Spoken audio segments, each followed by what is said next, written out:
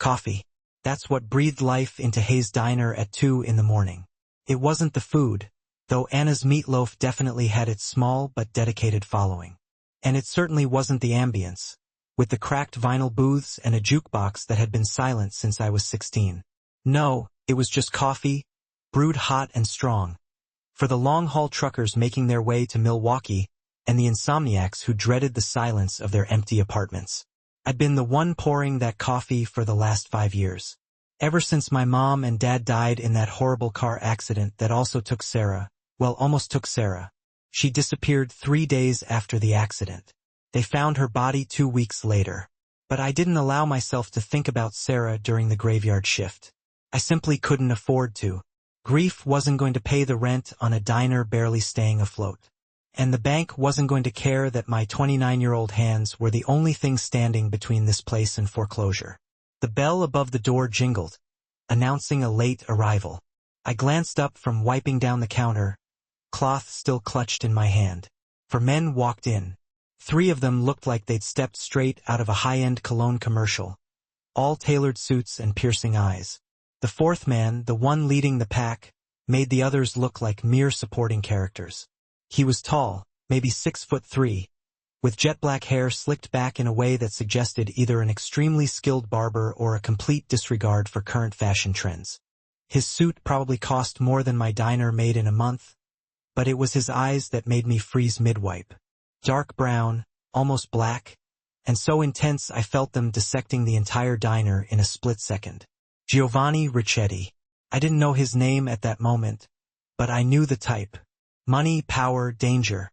Sit wherever you like, I called out, forcing a note of professional cheerfulness into my voice.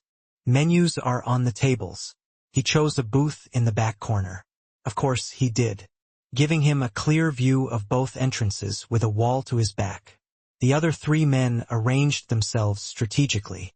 2 took the booth across from him. The 3rd settled at the counter with a clear line of sight to the door. I'd seen this particular dance before. Not often, but enough to recognize the steps.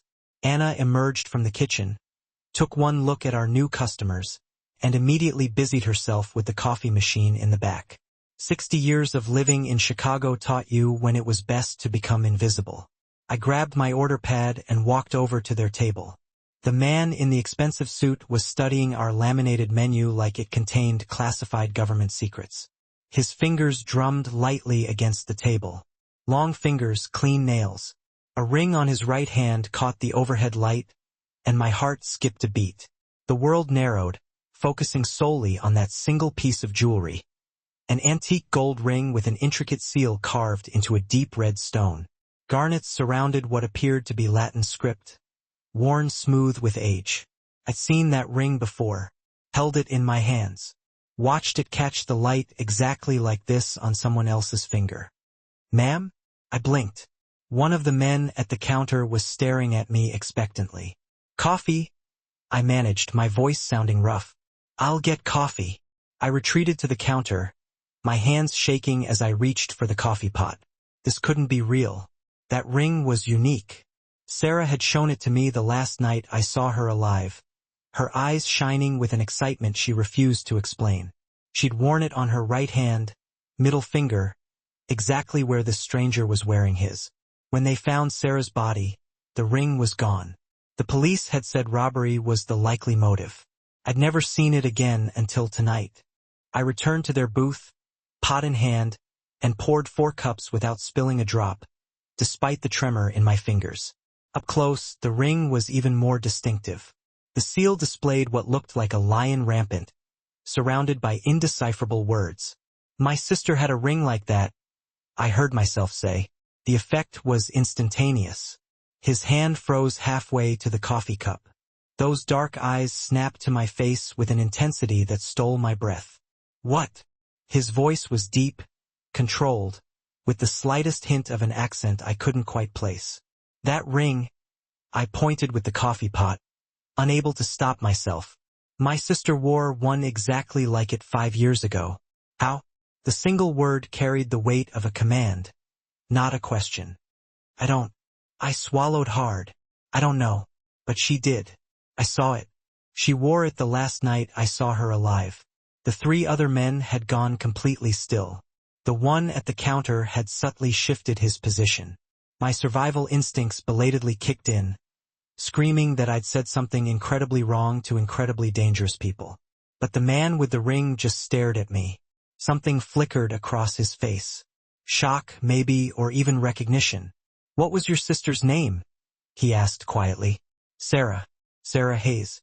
He closed his eyes briefly. When he opened them again, something fundamental had changed in his expression. "Sit down," he said. "I'm working. Sit down." I sat.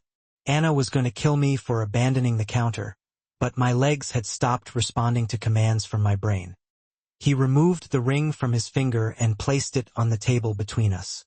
Under the diner's harsh fluorescent lights, I could see the exquisite craftsmanship even more clearly. This wasn't costume jewelry. This was an heirloom. "This ring has been in my family for 300 years, he said.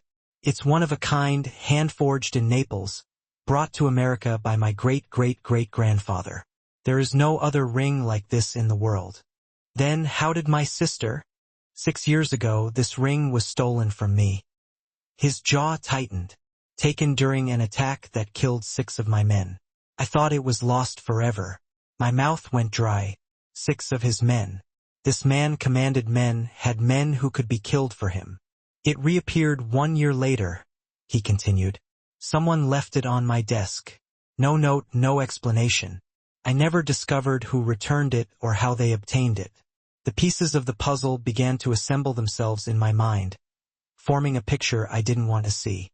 6 years ago, Sarah would have been 24. 1 year later would be 5 years ago, just weeks before she disappeared.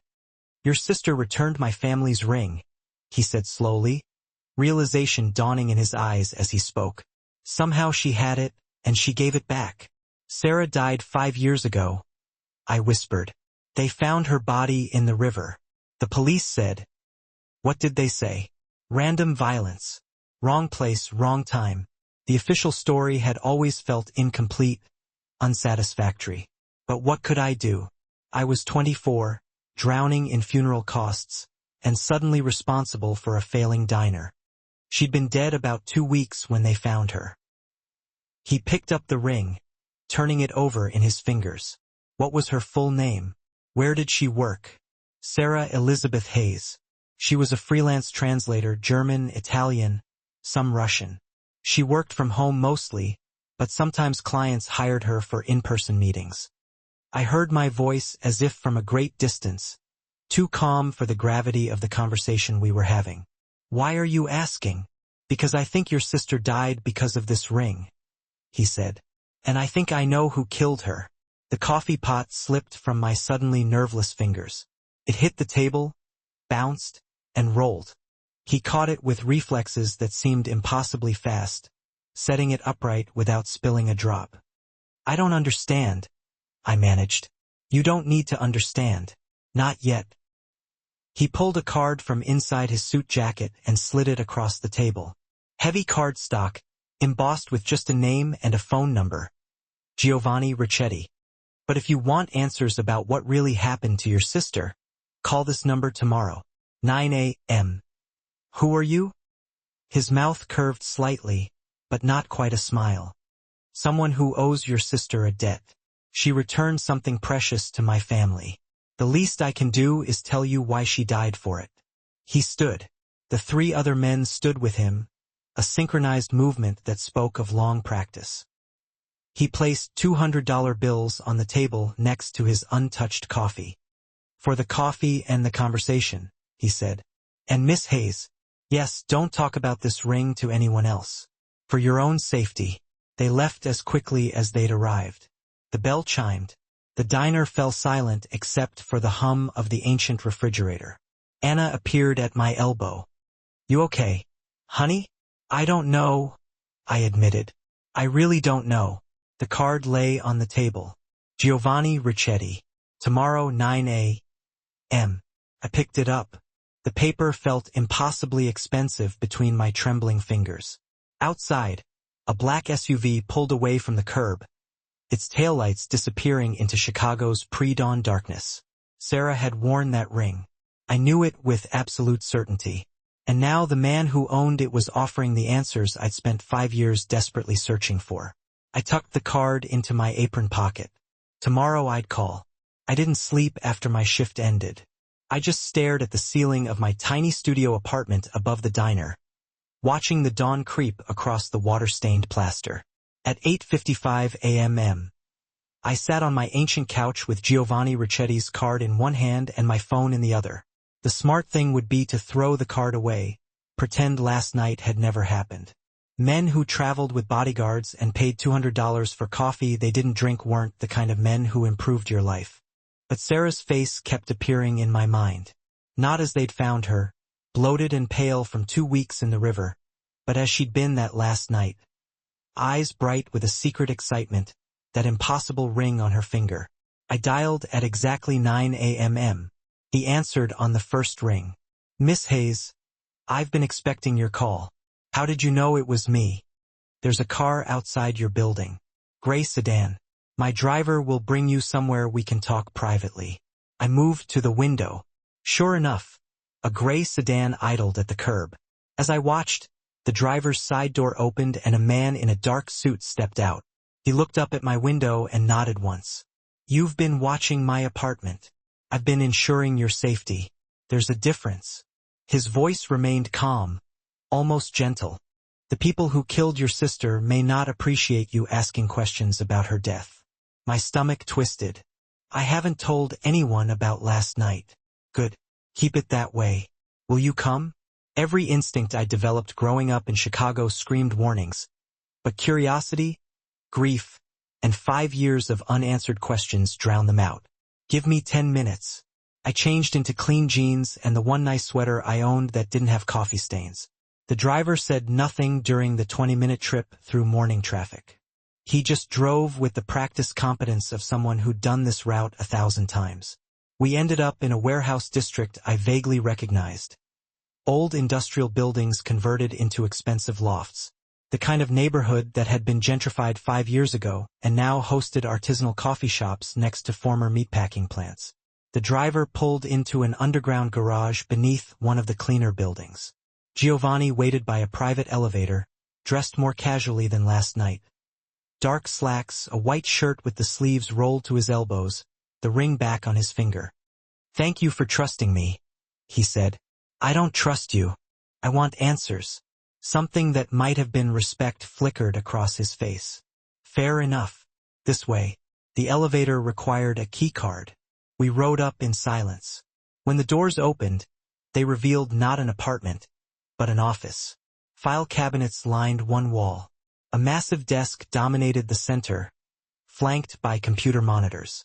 Maps of Chicago covered another wall, marked with pins and colored strings like something out of a crime drama. "Welcome to the archives," Giovanni said. "Everything my family has done in this city for the past 40 years is documented here, including the night 6 years ago when we were attacked and this ring was stolen." He moved to one of the file cabinets, pulled out a thick folder, and spread its contents across the desk. Police reports, autopsy photos, surveillance footage stills. I recognized the images before he said anything. Blood, bodies, violence documented in stark black and white. June 14th, 6 years ago. 2:30 a.m. His finger traced across a map. Warehouse on South Rhine Avenue. My men were moving legitimate cargo, textiles imported from Italy. A rival organization ambushed us. 6 dead, millions in property damage, and this ring stolen from my hand during the chaos. I forced myself to look at the photos. The warehouse in the images was gutted, scorched. Who attacked you? The O'Sullivan family. Irish mob out of Boston trying to establish territory in Chicago. His jaw tightened. Their leader, Connor O'Sullivan, has spent the past 6 years attempting to destroy everything my family has built. It became personal after that night. His son died in the attack. You killed his son. He tried to kill me first. I defended myself. Giovanni's voice carried no apology. Connor has never forgiven that. The war between our families intensified after June 14th, which is why I need you to look at something. He pulled up a map on one of the computer screens. Red pins marked one location, blue pins another. The red pin is the warehouse where we were attacked. Where does that look like to you? I leaned closer. South Rhine Avenue. The surrounding streets triggered a memory. That's near Bridgeport. Sarah had an apartment there when she first graduated college. She moved about 5 years ago, but my breath caught. She worked from a shared office space 2 blocks from that warehouse. I know. He pulled up another file. Bank statements with Sarah's name on them. Your sister occasionally translated documents for various businesses, including some that contracted with my family's import operations. She likely never knew who the actual clients were. We used layers of legitimate companies. You investigated my sister? I investigated everyone who might have had access to that warehouse the night of the attack. Your sister's name came up because she'd worked in the area. He paused. But she wasn't there that night. I verified her alibi years ago. She was at a translation conference downtown surrounded by witnesses. Then how? Security footage from 3 days after the attack. He clicked a key. Grainy black and white video filled the screen. A figure in a dark coat and hood approached the burned-out warehouse in daylight. The police had cleared the scene, but I kept private surveillance active. Watch. The figure circled the building once, hesitant, then darted inside through a gap in the damaged wall. Emerged 12 minutes later, hands shoved deep in pockets, and walked quickly away. That's Sarah. I didn't need to see her face. I knew the way she moved, how she ducked her head when she was nervous. What was she doing there? I believe she went to see what happened, possibly heard about it through her work connections. And while searching the ruins, she found my ring. He paused the video on a frame where Sarah glanced back at the warehouse. Even in the grainy footage, I could see fear etched on her face. She took it, maybe planning to turn it into the police, maybe just because it was valuable, but she kept it for months. Why? That's what I want to know. He pulled out another document, a bank statement showing a deposit to Sarah's account. $5,000 dated 4.5 years ago, 1 month before she died. This deposit has no clear source. Around the same time, my ring reappeared on my desk with no explanation. I think Sarah returned it anonymously and someone paid her for something, information maybe. The pieces were assembling into a picture I didn't like at all. You think Sarah got involved in something connected to your business? I think she found that ring and realized what it meant, that she'd stumbled into something dangerous. His voice softened slightly. Your sister wasn't a criminal, Miss Hayes, but she was curious and brave. Possibly too brave. Someone noticed her, probably the O'Sullivans. That's my theory, but I need to verify it. He closed the files. Which means investigating your sister's death more thoroughly than I did 6 years ago. The police report listed her death as random violence. Body found in the Chicago River near Goose Island. Cause of death, drowning. Evidence of assault. Case went cold within 3 months. I'd read that report 100 times. My throat felt tight. They said she'd been in the water about 2 weeks, that she probably died the same night she disappeared. Police reports can be falsified, especially when influential people want certain questions to go unanswered. He met my eyes directly. I have contacts who can access the real autopsy report, the one that didn't get sanitized for public consumption. But if I start digging, people will notice, including whoever killed Sarah. You're saying looking into this puts me in danger? I'm saying it puts both of us in danger. But I owe your sister a debt. She returned something precious to my family when she could have sold it or thrown it in the river. That means something. He picked up the ring, turning it slowly. I want to know why she died. I want the people responsible to answer for it. But I need to know you're willing to accept the risks. I thought about Sarah. Smart, careful Sarah, who spoke 4 languages and dreamed of working for the UN. Sarah who died alone and afraid in a river, while I was sleeping peacefully above the diner. What do you need from me? Everything you remember about her last few months. People she mentioned, places she went, anything unusual. He pulled out a clean notebook. And I need you to accept protection. If someone realizes you're Sarah's sister and that you're investigating, they might act. Protection meaning what? A driver, someone watching your apartment and the diner. Nothing intrusive. He paused. Nothing you'll notice unless you look for it. And in exchange, I find out what really happened to your sister. I make sure whoever killed her faces consequences. His voice hardened. I keep you alive while we get answers. I should have walked away. Should have called the police, gotten a lawyer, done anything except trust a man who casually discussed falsified police reports and private surveillance. But the police had failed Sarah. The official investigation had led nowhere. And Giovanni Ricchetti, whatever else he was, had resources I didn't. Okay, I heard myself say. Tell me what you need to know. He opened the notebook. Start with the last time you saw her alive. So I did. I told him about Sarah's excitement that final night, the ring on her finger that she'd laughed off when I asked about it, about the translation conference she'd attended 2 days later, about how she'd seemed distracted, kept checking her phone, and mentioned meeting a client about a big project. Giovanni took notes in precise handwriting, asked clarifying questions, and cross-referenced details with files on his computer. By the time I'd finished, 3 hours had passed. This client she mentioned, he said slowly. Did she say what language? Russian. I think she'd been studying it more seriously that year. Something dark crossed his face. Connor O'Sullivan has connections to Russian organized crime. If Sarah was translating for them, even unknowingly, he didn't finish the sentence. He didn't need to. Outside, the afternoon sun slanted through the windows. Somewhere in Chicago, people were living normal lives, working normal jobs, not sitting in warehouse offices discussing their sister's murder with a man who probably had blood on his hands. I'll have answers within 48 hours, Giovanni said. My driver will take you home. Don't discuss this with anyone, not even your employee, Anna. The less people know, the safer everyone stays. And then what? Then we decide what to do with the truth. He stood, extended his hand. Thank you for trusting me with this, Miss Hayes. His handshake was firm, warm. I noticed calluses on his palm, rougher than I'd expected from a man in expensive suits. Evidence of work I probably didn't want to know about. The driver took me home in silence. As we pulled up to the diner, I saw Anna through the window, prepping for dinner service. My normal life still waiting, but normal had ended the moment I saw that ring. I climbed the stairs to my apartment and found an envelope on my door. No markings, just thick paper folded once. Inside, a single sentence in block letters. Stop digging where you don't belong. My hands shook as I pulled out my phone and dialed Giovanni's number. He answered immediately. What happened? Someone left a message on my door. A threat. I'm sending security now.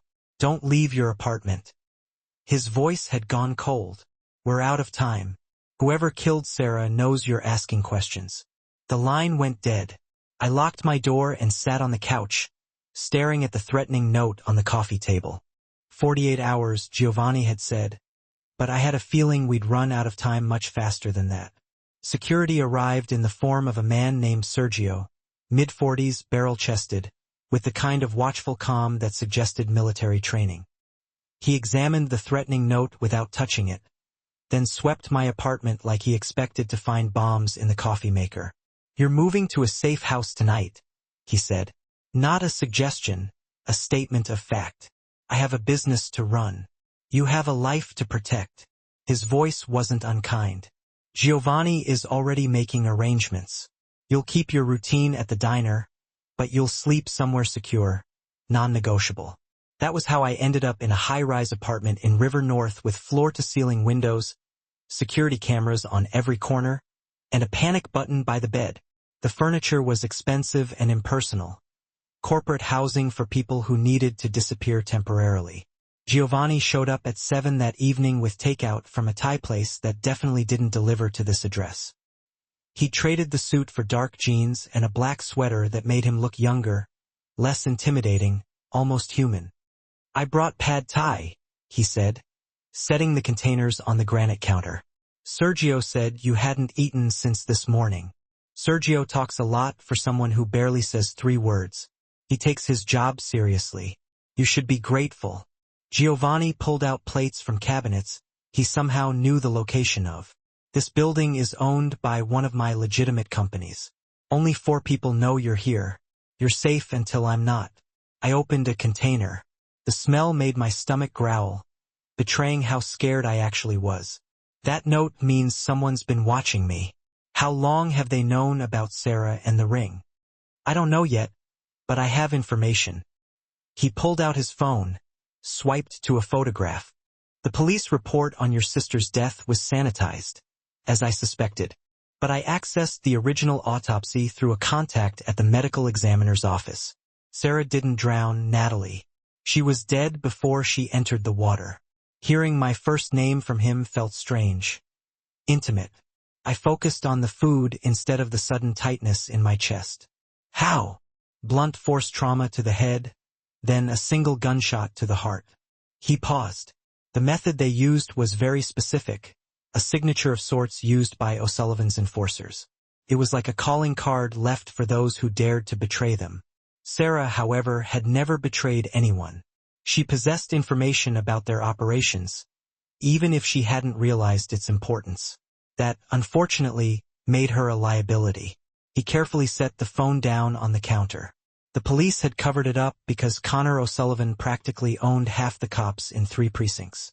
An unsolved drowning raised far fewer questions than an execution-style murder tied to organized crime. I placed my fork down, the clatter echoing in the sudden silence. So, I began. Sarah translated something for them, discovered its true meaning, and they killed her to keep her quiet. That's my working theory. The $5,000 deposit in her account was likely payment for a translation job that had gone horribly wrong. She'd simply seen too much, understood too much. His jaw visibly tightened. Connor doesn't leave loose ends. Then why return my ring? I asked, pushing back against his logic. If she was so terrified, why risk contacting anyone connected to your world? Because your sister was smart, he replied, his voice low. She knew the ring marked her as someone who'd been at my warehouse after the attack. If O'Sullivan found out she had it, they'd assume she was working for me. Returning it anonymously was an act of self-preservation. He leaned back against the counter, but even that seemed to offer him little comfort. They found her anyway. I pushed the remaining food away, my appetite completely gone. You said Connor's son died in that warehouse attack 6 years ago, that he's been waging war against you ever since. His son, Patrick, was 23, Giovanni said, a wave of bitterness washing over his features. Ambitious, reckless. He organized the attack without Connor's direct approval, trying to prove himself. Giovanni's voice dripped with old animosity. Patrick drew on me first. I had 3 seconds to decide if I wanted to live or die. I chose to live. And Connor blames you. Giovanni's expression hardened. Connor blames everyone except his son. For 6 years, he's attacked my businesses, my people, my family. He's a man consumed by grief and rage, which makes him extremely dangerous. He met my eyes, his gaze intense. If he discovers you're Sarah's sister and that you're investigating her death with my help, he'll kill you to hurt me, just like he killed her. The apartment's heating system hummed softly, a counterpoint to the heavy silence that had settled in the room. Outside, Chicago glittered with evening lights. People living normal lives, going to normal dinners, watching normal television. I said slowly, the words feeling foreign in my mouth. I should be terrified. I should run, but all I feel is angry. Anger is useful if you channel it correctly. How do you channel it? I asked, my voice barely above a whisper. You've been fighting this war for 6 years. Something vulnerable flickered across his face, a brief glimpse behind the carefully constructed facade. Not well. Not until recently. He moved to the window, shoving his hands deep into his pockets. Connor killed my older brother 4 years ago.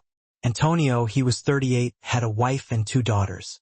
Connor's men planted a bomb in his car because Antonio refused to back down from expanding our territory in Cicero. I'm sorry, I offered, the words feeling inadequate. Sorry doesn't bring him back, he said, his voice flat. Sorry doesn't protect his daughters from growing up without a father. His reflection in the window looked haunted, a stark reminder of the toll this war had taken on him. I became the head of my family that day, 32 years old, suddenly responsible for hundreds of people, dozens of businesses. A war I didn't start but couldn't end. Every decision I've made since then has been about keeping my people alive and making sure Antonio's death meant something. I understood suddenly why he'd agreed to investigate Sarah's death. It wasn't just about the ring or some abstract concept of debt. It was about all the people Connor O'Sullivan had destroyed in his single-minded quest for revenge. "Where do we go from here?" I asked, breaking the silence. "I keep digging into Sarah's last few weeks," he said, turning from the window, his expression hardening. "The translations she did, the clients she met, everything that might connect her to O'Sullivan's operations." He met my gaze, his eyes filled with a grim determination. "You stay here or at the diner, always with security. No deviations, no risks. Connor will make a move soon. The threatening note proves he knows you're involved. We need to be ready." "And then?" I prompted, needing to know the plan. "Then we decide if we're going to the authorities or handling this ourselves." His expression hardened, revealing the ruthless undercurrent beneath his controlled demeanor. "I prefer the latter, but I'm trying to be better than my instincts. For what it's worth." We ate in silence after that. The food was surprisingly good despite everything that had been said. Giovanni insisted on staying until Sergio's shift started at midnight, doing work on his laptop at the kitchen counter while I pretended to watch television. The domesticity of it felt surreal. A mob boss doing spreadsheets while I flipped through channels showing sitcoms and reality competitions. At 11:45, he closed his laptop with a snap, the sound cutting through the artificial noise of the television. "I need to tell you something." My stomach tightened with a sudden sense of foreboding. "What?" "I'm not a good man, Natalie," he said, his voice low and serious. "I've done things that would horrify you. Hurt people, ordered violence, operated outside every law you believe protects civilization." He stood, gathering his things, his movements deliberate. "But I honor my debts. Your sister returned something precious to me when she didn't have to. That makes her death my responsibility to avenge." "I don't want revenge," I said, the words coming out stronger than I expected. "I want justice." "Sometimes they're the same thing," he said, pausing at the door, his dark eyes filled with a complexity I couldn't quite decipher. "Sometimes they're not. When we find out which one this is, I need to know you can live with my methods." "I don't know if I can," I admitted, the truth hanging heavy in the air. "Then figure it out," he said, his voice firm. "Because once we start down this road, there's no turning back." His dark eyes held mine, unwavering. "Connor O'Sullivan doesn't forgive, doesn't forget, doesn't show mercy. If we're going to stop him, we need to be willing to fight on his terms." He left before I could respond, leaving me alone with his words and the unsettling implications they carried. Sergio arrived 5 minutes later, taking up position in the building's lobby with a clear view of all entrances. I stood at those floor-to-ceiling windows, looking down at Chicago's nighttime landscape. Somewhere out there, Connor O'Sullivan was planning his next move. Somewhere out there, the answers to Sarah's death waited. I grabbed my phone and called Giovanni's number. He answered immediately. "I can live with your methods," I said, my voice firm despite the turmoil churning within me. "As long as they lead to the truth." There was a pause, a beat of silence that stretched on forever. Then, quietly, he responded, "They will. I promise you that." The next 3 days passed in a strange, unsettling routine. I worked my shifts at the diner with a security detail positioned discreetly at the counter, their presence a constant reminder of the danger that surrounded me.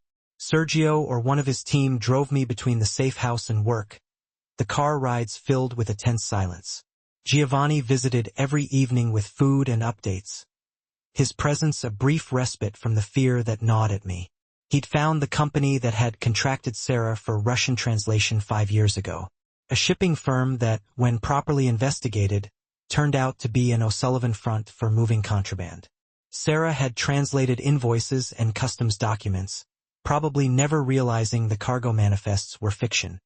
She stopped working for them 3 weeks before she died. Giovanni explained over Chinese takeout on day 4, his voice grim. Filed a complaint with the contracting agency about suspicious requests.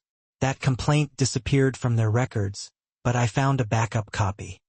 What kind of requests? I asked, my voice barely a whisper. They asked her to deliberately mistranslate certain documents. Make numbers match across different forms even when they didn't align. She refused. He pulled up an email on his phone, his expression dark. She sent this to her contact at the agency. I believe I'm being asked to participate in illegal activity. I'm terminating this contract effective immediately. He looked up from his phone, his eyes meeting mine. 2 days later, someone deposited $5,000 in her account from an untraceable source. Hush money or a final payment with a threat attached. Stop talking or else. His expression darkened, the anger barely contained. 3 weeks later, she died. Connor's people had 3 weeks to decide she was a risk they couldn't afford. Can we prove any of this? I asked, clinging to a sliver of hope. Not in a court of law, he admitted, his voice flat. But I don't need a court. He met my eyes, his gaze intense and unwavering. I need you to decide what kind of justice you want, legal or final. Before I could answer, my phone buzzed, Anna's name flashing on the screen. I answered, my heart already racing. Natalie, honey, you need to come to the diner right now.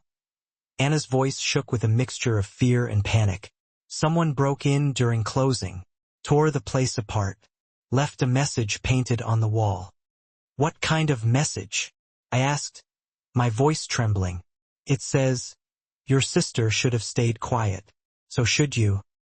Giovanni was already moving, grabbing his jacket, phone to his ear, barking orders to Sergio. I followed, my pulse hammering in my ears. The safe house suddenly felt like a trap instead of protection. Connor O'Sullivan had just declared open war. And somewhere in the back of my mind, beneath the fear and anger, a small voice whispered what I already knew. I couldn't live with walking away. Not anymore. Not when Sarah's death finally meant something more than an unsolved file in a cold case database. Giovanni's hand found mine as we rode the elevator down. His touch a small, unexpected comfort. His grip was steady, warm, anchoring.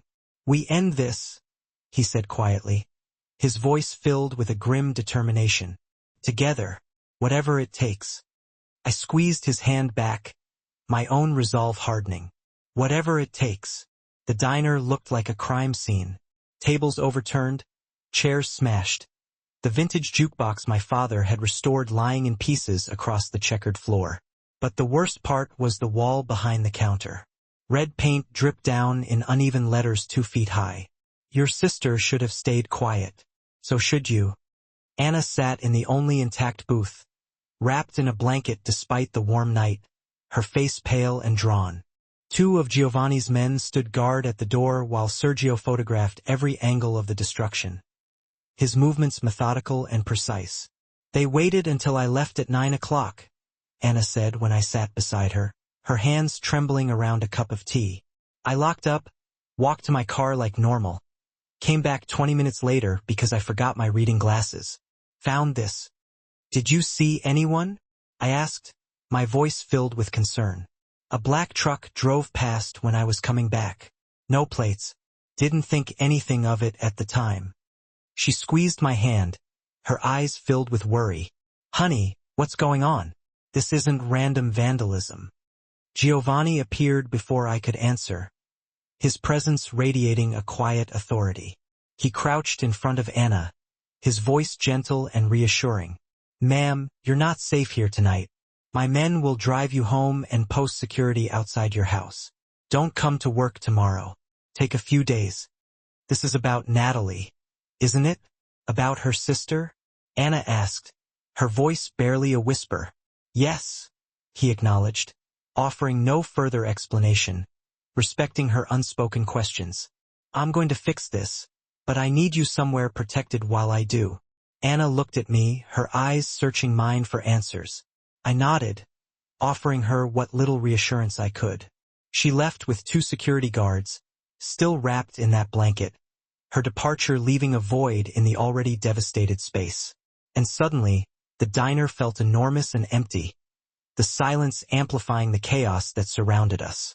Giovanni stood in the center of the destruction, slowly turning in a circle, his gaze sweeping over the scene.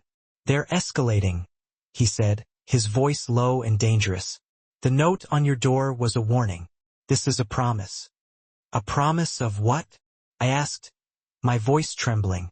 "That they'll destroy everything you care about until you stop asking questions." He pulled out his phone, took his own photographs, documenting the damage with a practiced efficiency. "Connor's getting nervous," he said, his expression grim. "He wouldn't risk this kind of exposure unless he felt cornered." "Good," I replied, my voice hardening. "Let him feel cornered." I grabbed a broom from the supply closet, started sweeping broken glass, the repetitive motion helping me channel the rage burning through my chest. "Natalie, stop," Giovanni said, his voice firm. "I'm cleaning my diner," I retorted, the words laced with a desperate defiance. "You're in shock," he said, taking the broom from my hands, setting it aside. "This isn't something you fix with cleaning supplies." "Then what do I fix it with?" I asked, my voice cracking with emotion. "Violence? Murder?" My voice cracked, tears welling in my eyes.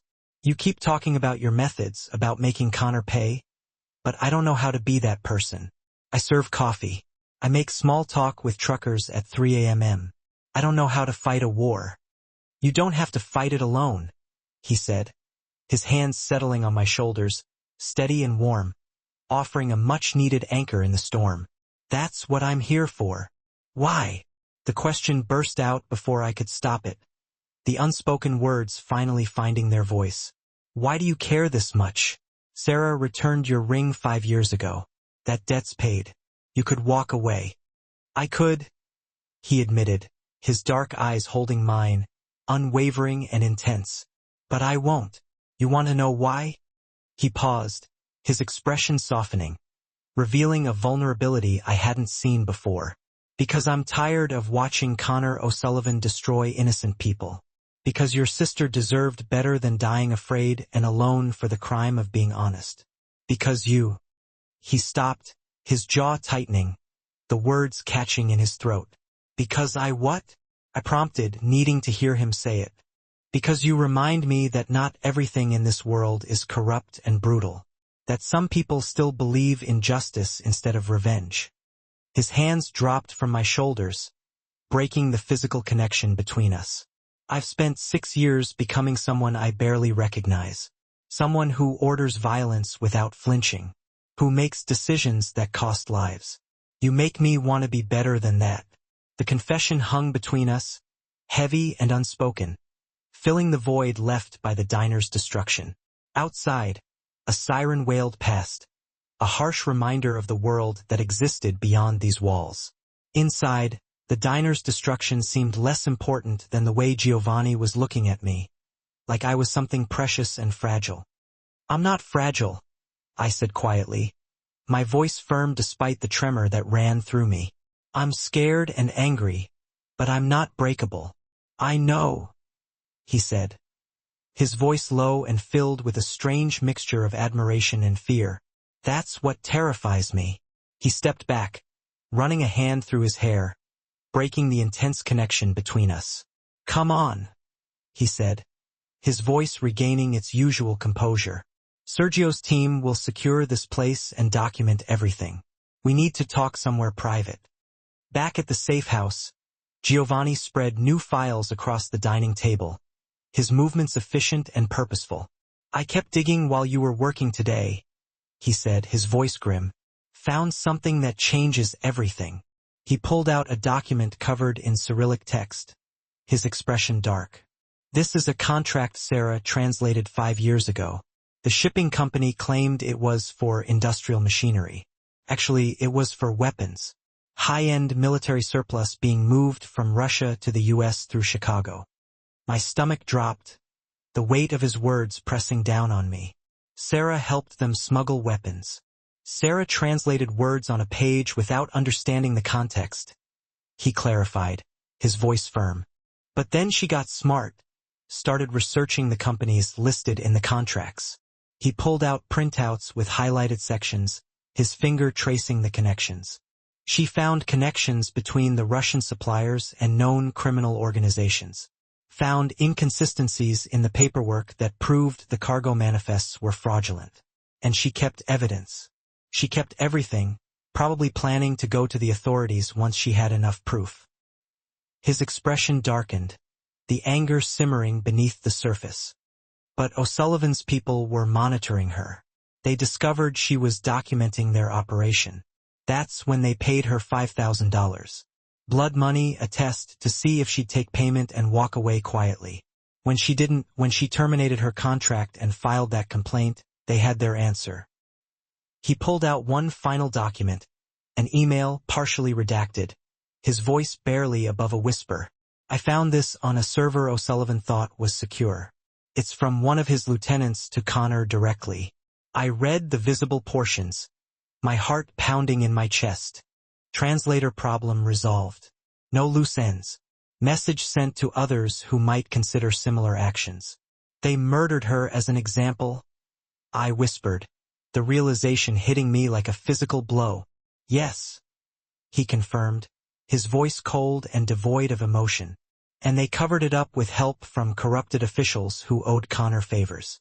Giovanni's voice had gone cold, the rage barely contained beneath his controlled demeanor.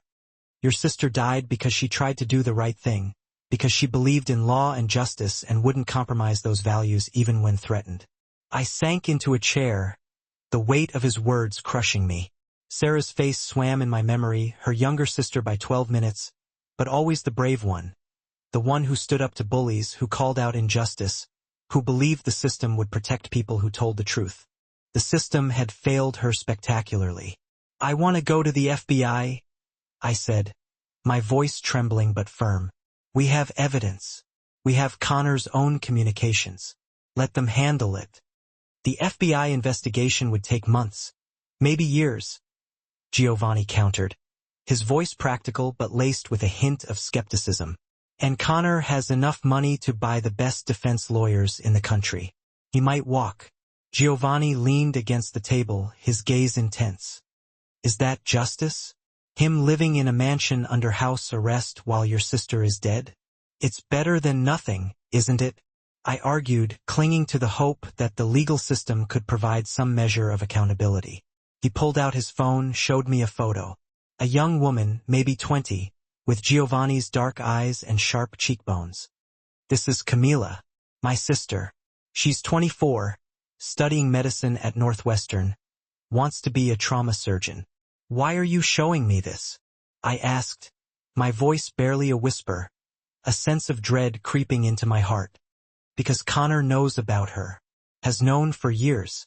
He's waiting for the right moment to hurt me by hurting her. His hand tightened on the phone, his knuckles turning white. If we go public with this evidence, Connor will know he's cornered. Cornered animals lash out. Camila would become a target, as would you, Anna, everyone connected to this. So, what's the alternative? I asked, my voice filled with a desperate plea for a better solution. We just kill him? We make him vulnerable, Giovanni said, his voice low and dangerous. Expose his operations enough that his own people turn on him. Crime families run on loyalty and profit. If you remove both, the organization collapses from within. Giovanni set the phone down carefully, his gaze meeting mine. I'm not talking about murder. I'm talking about strategic dismantling. That's just revenge with better PR. Maybe, I countered, my voice laced with skepticism. But it keeps innocent people alive while putting Connor somewhere he can't hurt anyone else. He moved to stand in front of me, his presence both intimidating and strangely comforting. I'm trying to find a middle ground between the man I was and the man I want to be. Help me figure out where that ground is. I looked up at him, at this man who'd walked into my diner a week ago and turned my entire world inside out, who'd shown me the truth about Sarah's death and offered resources I'd never have accessing alone, who looked at me like I was something worth protecting, worth changing for. We build a case, I said slowly. my voice gaining strength with each word. We gather every piece of evidence, document everything, make it impossible to deny or cover up. Then we give it to someone who can't be bought, a journalist with a national platform, someone who'll make so much noise that even corrupt officials can't ignore it. Something like hope flickered across Giovanni's face, a brief glimpse of the man he aspired to be. "You have someone in mind?" he asked, his voice filled with a cautious optimism. "Maybe," I replied, a plan forming in my mind. "I dated a guy in college who went into investigative journalism.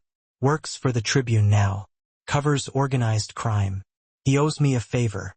I pulled out my phone, my fingers flying across the screen. "His name is Marcus. If I give him this story with documentation, he'll run it. And once it's public, Connor loses the protection that comes from operating in shadows." "Marcus." Giovanni's expression shifted, a flicker of something unreadable in his eyes. "You dated him?" 3 years undergrad ended amicably. We still get coffee occasionally. I raised an eyebrow, challenging his unspoken thoughts. "Is that a problem?" "No, of course not," he said quickly, but his jaw had tightened slightly, betraying his true feelings. "As long as he's trustworthy, he is probably the most ethical person I know." I started composing a message, my focus returning to the task at hand. "I'll reach out. Set up a meeting. You bring the evidence. We make Connor O'Sullivan's life very public and very difficult." Giovanni was quiet for a moment, his gaze fixed on some distant point. Then, a slow smile spread across his face. "Then you're brilliant, you know that?" "I'm practical," I countered, a faint blush rising to my cheeks. "There's a difference." But warmth spread through my chest at the compliment, a small flicker of hope in the darkness. "How long will it take to compile everything?" I asked, shifting back to the logistics of our plan. 2 days, maybe 3, Giovanni replied, his voice regaining its usual businesslike tone. "I need to verify sources, clean up anything that might compromise my family's legitimate businesses." He sat across from me, his gaze intense and unwavering. "This might not stop Connor completely. He's survived exposure before, but it'll hurt him, limit his power, maybe push his organization into turning on him to save themselves." I met his eyes, my own resolve hardening. "And it'll give Sarah's death meaning beyond being a footnote in a closed case file." "Yes," he said softly, his voice filled with a quiet emotion. He reached across the table, took my hand, his palm warm, calloused, steady. "Thank you for finding a better way than my instincts wanted." We sat like that for a while, hands linked across the table, the evidence of Sarah's murder spread between us, a silent testament to the injustice we were fighting. Outside, Chicago hummed with late-night life, oblivious to the drama unfolding within these walls. Inside, something fundamental had shifted between Giovanni and me, a bond forged in shared grief and a mutual desire for justice. When he finally stood to leave, he hesitated at the door, his expression uncharacteristically hesitant. "Natalie," he began, his voice barely above a whisper. "Yes? After this is over, after Connor's dealt with and you're safe." He paused, his gaze searching mine. "Would you have dinner with me somewhere normal? Not takeout in a safe house?" Despite everything, I smiled, a genuine smile that reached my eyes. "Are you asking me on a date?" "I'm asking if you'd want to spend time with me when your life isn't in danger and I'm not investigating your sister's murder," he clarified, his expression almost shy, a vulnerability I hadn't anticipated. "I'd understand if the answer is no." "Ask me again when this is over," I said softly, my voice filled with a cautious optimism. "When we both know who we are outside of crisis mode." He nodded, something like relief crossing his face. "I'll hold you to that." After he left, I stood at the window, looking out over the city, the lights twinkling like distant stars. Somewhere out there, Connor O'Sullivan thought he'd broken me with his threats and violence, thought I'd run scared like he probably expected Sarah to do 5 years ago. He was wrong about Sarah, and he was wrong about me. I pulled out my phone and sent the message to Marcus, my fingers trembling slightly with a mixture of anticipation and fear. Need to talk. Have a story that'll make your career. Can you meet tomorrow? His response came within minutes, his eagerness evident in his reply. Always. Your place or mine? Neither. I typed back, my fingers flying across the screen. I'll send you an address. Whatever came next, Sarah would finally have justice, and Connor O'Sullivan would learn that some people don't scare quietly. Marcus arrived at the archive office with a leather messenger bag slung over his shoulder and the same wire-rimmed glasses he'd worn in college. His appearance a comforting reminder of a simpler time. He hugged me briefly, then looked around the space with undisguised curiosity, his journalist's instincts immediately kicking in. When you said you had a story, I didn't expect corporate espionage headquarters, he quipped, his eyes twinkling with amusement. He noticed Giovanni standing by the desk, his presence radiating a quiet authority. And you are? Marcus asked, extending a hand in greeting. Giovanni Rossetti, Giovanni replied. His voice curt, no handshake offered, his demeanor subtly challenging. Natalie's told you why you're here? Just that it involves her sister's murder and organized crime, Marcus replied, unfazed by Giovanni's cool demeanor. He pulled out a notebook and pen, ever the journalist, ready to get to work. I'm listening. We spent 3 hours walking him through everything, laying out the details of Sarah's case with meticulous precision. The ring, the warehouse attack, Sarah's translation work for O'Sullivan fronts, the falsified police reports, each piece of the puzzle fitting together to reveal a horrifying picture of corruption and violence. Giovanni provided documentation for each claim, carefully redacting anything that might implicate his own family in unrelated matters, his focus solely on bringing Connor O'Sullivan to justice. Marcus took notes in shorthand, asked pointed questions, occasionally stopping us to verify timeline details, his mind working to piece together the complex narrative. By the end, his expression had shifted from professional interest to barely contained excitement, the weight of the story settling upon him. This is Pulitzer-level work, he said quietly, his voice filled with awe and determination. If I can verify even half of these documents, Connor O'Sullivan goes down.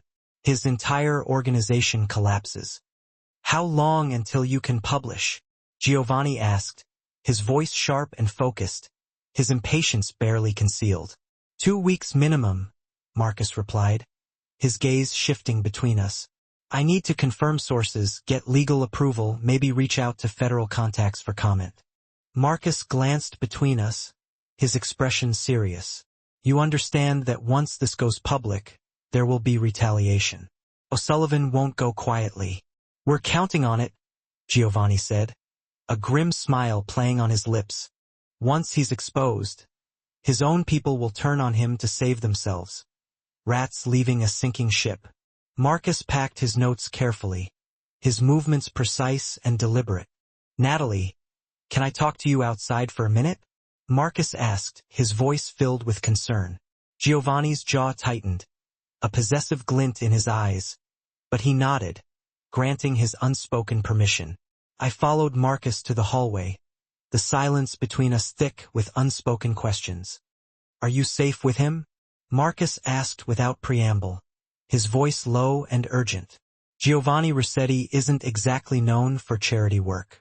His family runs half the port operations in Chicago through questionable means. I know what he is, I replied, my voice firm, meeting his concerned gaze. I also know he's the only reason I'm still alive. I kept my voice low, aware that Giovanni could likely hear every word. Connor O'Sullivan killed Sarah, and he covered it up.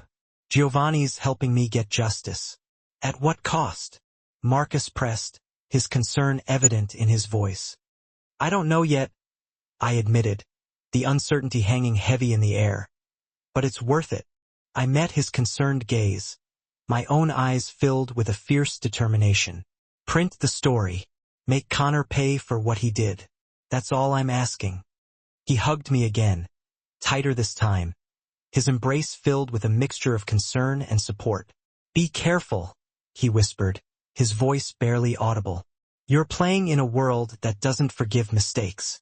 After Marcus left, Giovanni was quiet, his thoughts hidden behind a carefully constructed mask of composure. We drove back to the safe house in tense silence, the weight of the meeting hanging heavy in the air.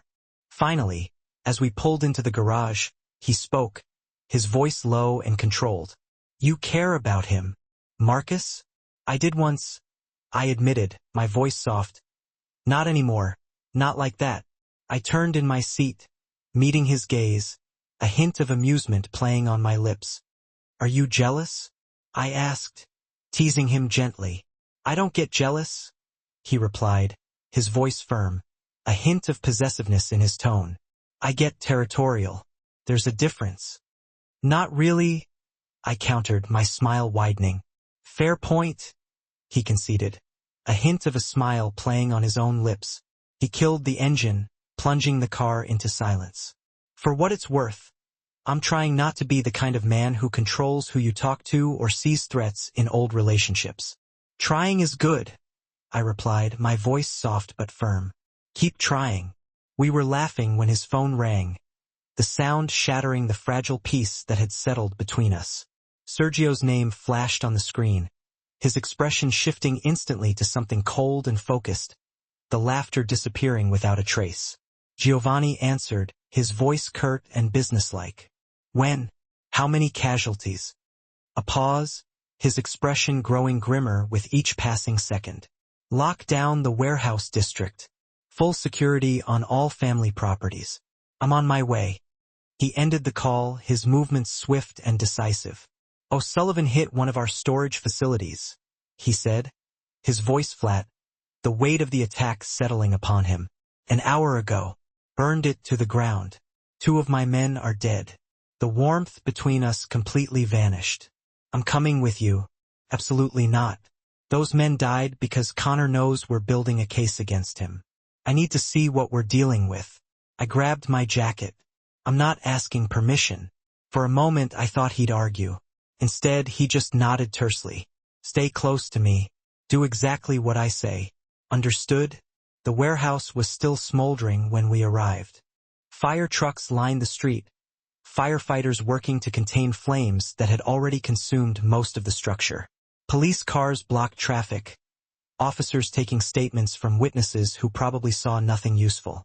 Giovanni's men stood in a tight cluster, keeping away from official attention. Sergio approached as we exited the car, his expression grim. Both dead were on perimeter patrol, throats cut, professional work. Attackers used the bodies as a distraction. Hit the warehouse while we responded to finding them. He handed Giovanni a phone. "They left this on one of the bodies." Giovanni checked the phone. His jaw tightened. He showed me the screen. A text message. "Stop helping the Hayes girl or your sister is next." "Camila," I whispered. "She's in class at Northwestern right now. I've got 6 men surrounding her who she doesn't know exist." But his hands shook slightly as he pocketed the phone. "Connor's never directly threatened her before. This is new. Because he's scared. We're getting too close. Or because he's decided scorched earth is his only option." Giovanni turned to Sergio. "Pull everyone back to defensible positions, family properties only, nothing exposed. And get Camila to the estate. I don't care if she has exams. She's not safe at school." Sergio moved immediately. Giovanni stood watching the warehouse burn, flames reflected in his dark eyes. "I should have anticipated this," he said quietly. "Should have known Connor would escalate. You can't predict everything." "I can try. Those men had families. They trusted me to keep them safe." He pulled out his phone, made a call, spoke in rapid Italian to someone on the other end. When he finished, his expression had hardened into something frightening. "I'm moving assets, consolidating power. If Connor wants war, he'll get it. That's not the plan. Marcus needs time to publish. Marcus has 2 weeks. I have hours before Connor hits another target." He turned to me.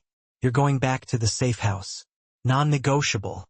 I need to handle this without worrying about your safety. I can help. You can stay alive. That's how you help." His voice gentled slightly. "Please, Natalie. I can't think clearly if I'm terrified Connor's going to grab you off the street." I wanted to argue, wanted to insist I wasn't helpless, But 2 men were dead, and Giovanni's sister was being threatened, and my presence complicated his ability to protect everyone else. Okay, but you check in every 2 hours. I need to know you're safe too. Something softened in his expression. Deal. Sergio drove me back while Giovanni coordinated a response to the attack. The safe house felt more like a prison than protection, but I forced myself to stay put. Every news alert on my phone showed the warehouse fire, speculated about gang violence, quoted police sources about ongoing investigations into organized crime. Giovanni called at 6 p.m. Camilla's secure at the estate. She's furious with me for pulling her out of school, but alive and protected. That's what matters. How are you holding up? I've had better days, but I've also had worse. Background noise suggested he was mobile, probably in a car. O'Sullivan hit 2 more properties this afternoon. A gambling operation in Greektown and a legitimate restaurant in Little Italy. No casualties this time, just property damage. He's trying to provoke me into retaliation. Will you retaliate? Silence then. I'm trying not to, trying to be the man who waits for Marcus Story to destroy Connor legally. But it's difficult when my people are dying and my sister is threatened. I know, but we're so close. 2 weeks and this ends the right way. 2 weeks feels like a lifetime when you're waiting for the next attack. He exhaled slowly. I need to go. Security briefing in 5 minutes. I'll call you later. He didn't call later. At 11 p.m. Sergio called instead. There's been an incident. Camilla's car was ambushed leaving the estate. She's alive but injured. Giovanni's at Northwestern Memorial with her now. My hands went numb. How bad? Gunshot wound to the shoulder through and through. Missed major arteries. She'll recover. His voice hardened. But O'Sullivan made his message clear. Nobody connected to Giovanni is safe. I'm coming to the hospital. Giovanni said you'd say that. He also said absolutely not. The hospital might be under surveillance. I don't care. Get me there or I'll take an Uber. Sergio knew a losing battle when he heard one. We arrived at Northwestern Memorial 40 minutes later. Giovanni stood outside a private room, still wearing clothes stained with what I realized was blood. His sister's blood. He looked up as I approached. Whatever mask he usually wore had shattered completely. What remained was raw fear and barely contained rage. She was just driving to dinner with friends, he said, voice hollow. 6 men protecting her. They still got close enough to shoot. I didn't say anything, just wrapped my arms around him.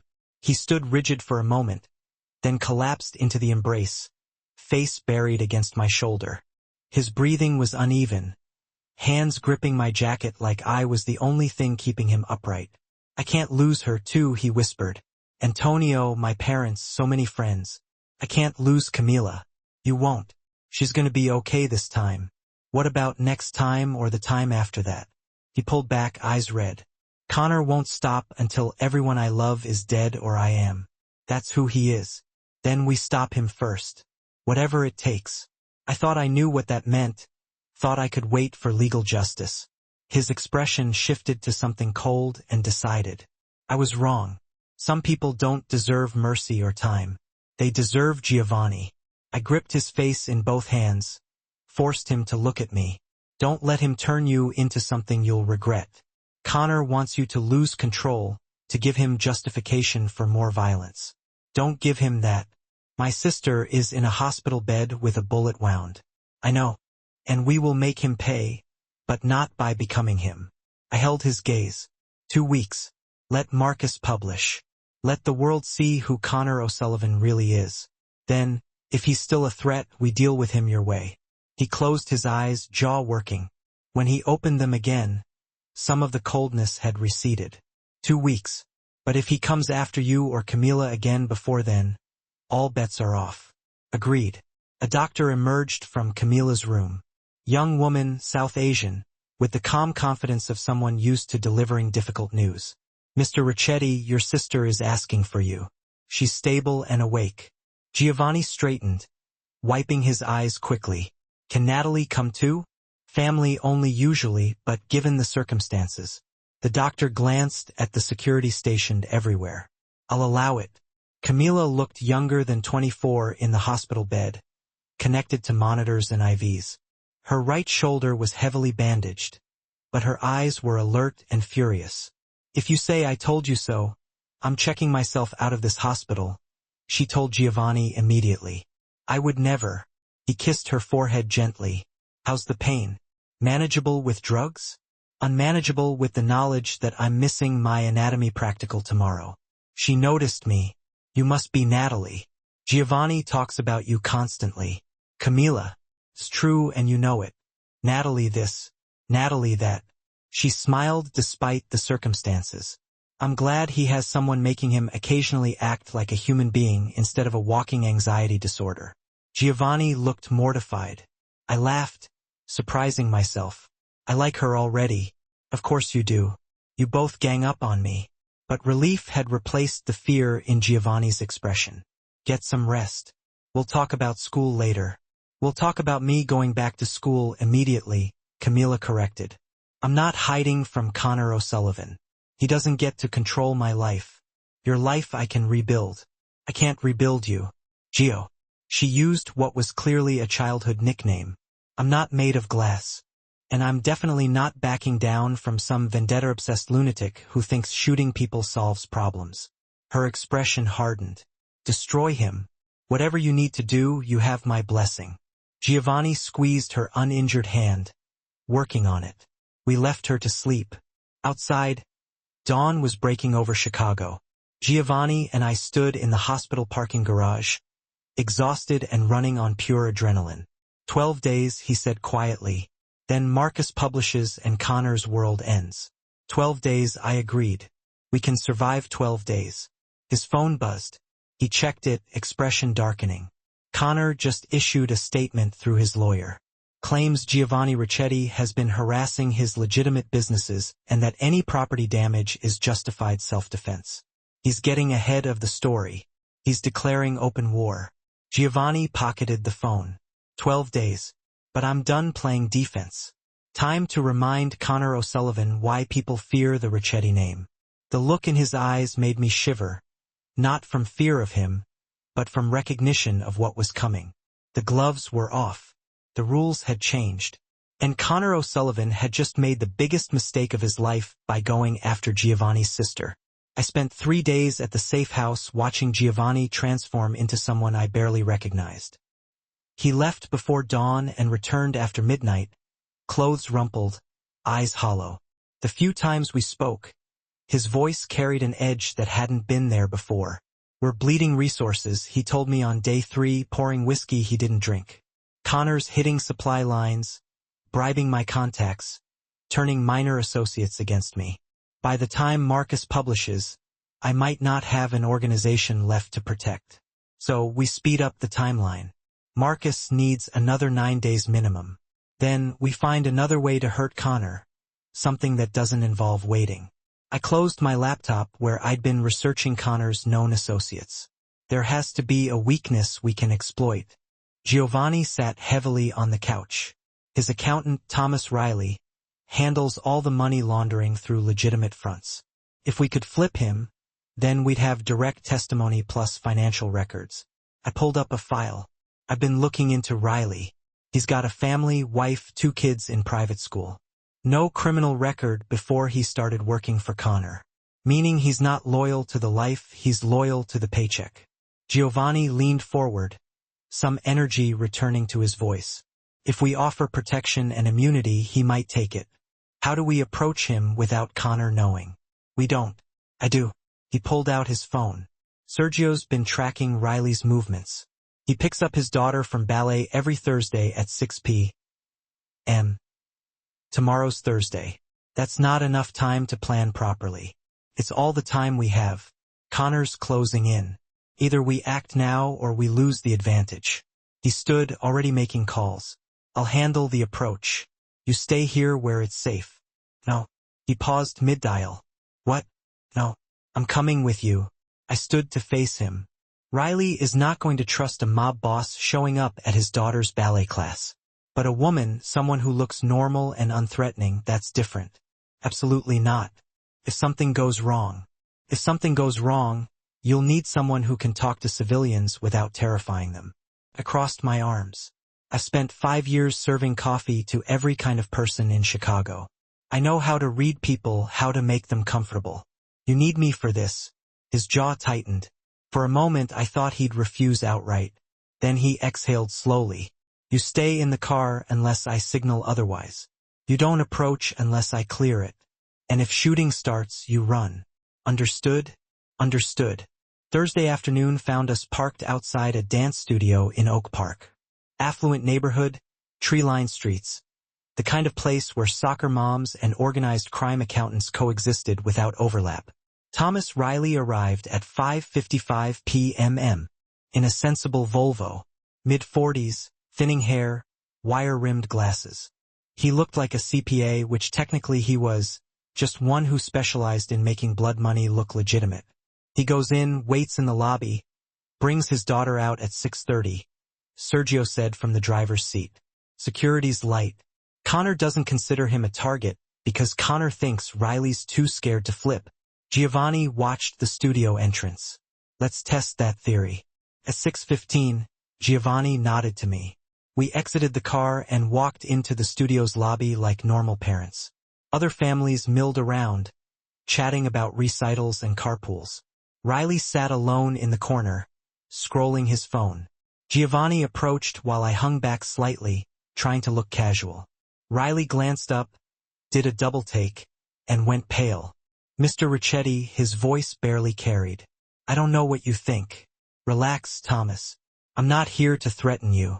Giovanni sat in the adjacent chair, posture deliberately unthreatening. I'm here to offer you a way out. I don't know what you're talking about. You've been laundering money for Connor O'Sullivan for 6 years. You know exactly what I'm talking about. Giovanni kept his voice low. You also know that Connor's organization is collapsing. Federal investigation, media exposure, internal fractures. When it falls, everyone goes down with it, including you. Riley's hands trembled slightly. I can't help you. Connor would kill my family. Connor's going to be in federal custody within 2 weeks. But I can protect your family now. Giovanni pulled out a card. That's the direct line to an FBI agent who specializes in organized crime. She's expecting your call. Full immunity in exchange for testimony and financial records. You're insane. Connor has people everywhere. Had people everywhere. Most of them are currently reconsidering their loyalty. Giovanni leaned closer. Your daughter's name is Emma. She's 8. Takes ballet on Thursdays, soccer on Saturdays. Your wife, Eva, teaches 3rd grade at Oak Park Elementary. Your son, Michael, is 6, obsessed with dinosaurs. Riley went white. Are you threatening them? I'm demonstrating that I know how to find them if I wanted to. So does Connor. Giovanni's voice hardened. The difference is I'm offering protection before the walls close in. Connor will throw you to the feds to save himself the moment things get ugly. You know I'm right. Before Riley could respond, a young girl in a pink leotard emerged from the studio. Daddy. Riley stood automatically, forcing a smile. Hey, sweetheart. Good class? This was my cue. I approached with practiced warmth. Your daughter is adorable. How long has she been dancing? Riley blinked at me, confused by the shift. 2 years. My sister used to dance. I kept my voice gentle, conversational. She loved it, said it made her feel free. I paused, let the past tense register. She died 5 years ago. A man named Connor O'Sullivan had her killed because she knew too much about his business operations. Riley's expression shifted to horrified understanding. Her name was Sarah Hayes. She was a translator, worked for Connor without realizing what she was really translating. I held his gaze. When she figured it out and tried to walk away, Connor murdered her, made it look like random violence. I didn't know. I know you didn't, but you know now. I pulled out a second card, this one with my number. Giovanni's offering you immunity and protection. I'm offering you the chance to make sure men like Connor don't kill anyone else's sister. Your choice, Mr. Riley, but choose fast. We left him standing there, his daughter chattering about arabesques, the cards in his shaking hands. Back in the car, Giovanni was quiet. Finally, that was effective. That was honest. I buckled my seatbelt. Will he call? If he's smart, yes. If he's loyal to Connor, he'll warn him. We approached. Sergio pulled into traffic. Either way, we'll know within hours. We knew within minutes. Sergio's phone rang. He listened. Riley just called the FBI agent. He's turning state's evidence, wants protection for his family immediately. Giovanni's expression transformed. How fast can we extract them? Agents are en route now. They'll be in protective custody within the hour. Sergio glanced in the rearview mirror. This changes everything. With Riley's testimony and records, we don't need to wait for Marcus' story. We can move now. No. Giovanni pulled out his own phone. We let Marcus publish as planned. Maximum exposure, but we use Riley's information to coordinate federal raids on Connor's operations simultaneously.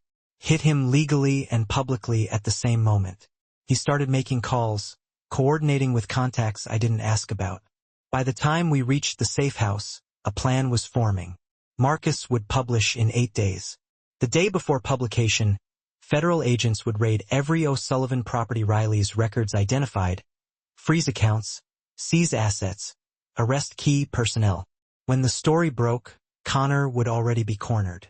He'll retaliate before then, I said as Giovanni outlined the timeline. Once he realizes Riley's gone, he'll know something's wrong. Let him. We're ready for war now. Giovanni pulled up a tactical map on his laptop.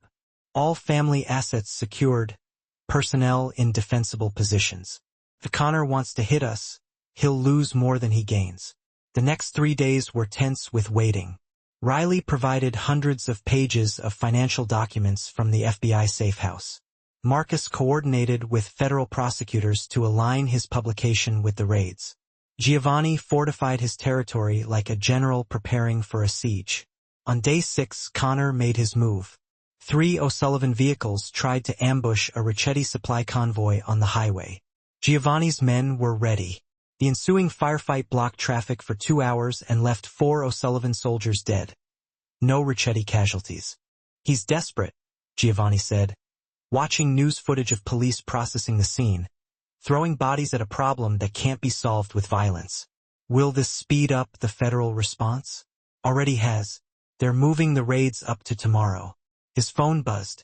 Marcus is publishing the day after tomorrow instead of waiting the full 8 days. We're out of time to be cautious. I felt it then, the reality of how close we were to ending this.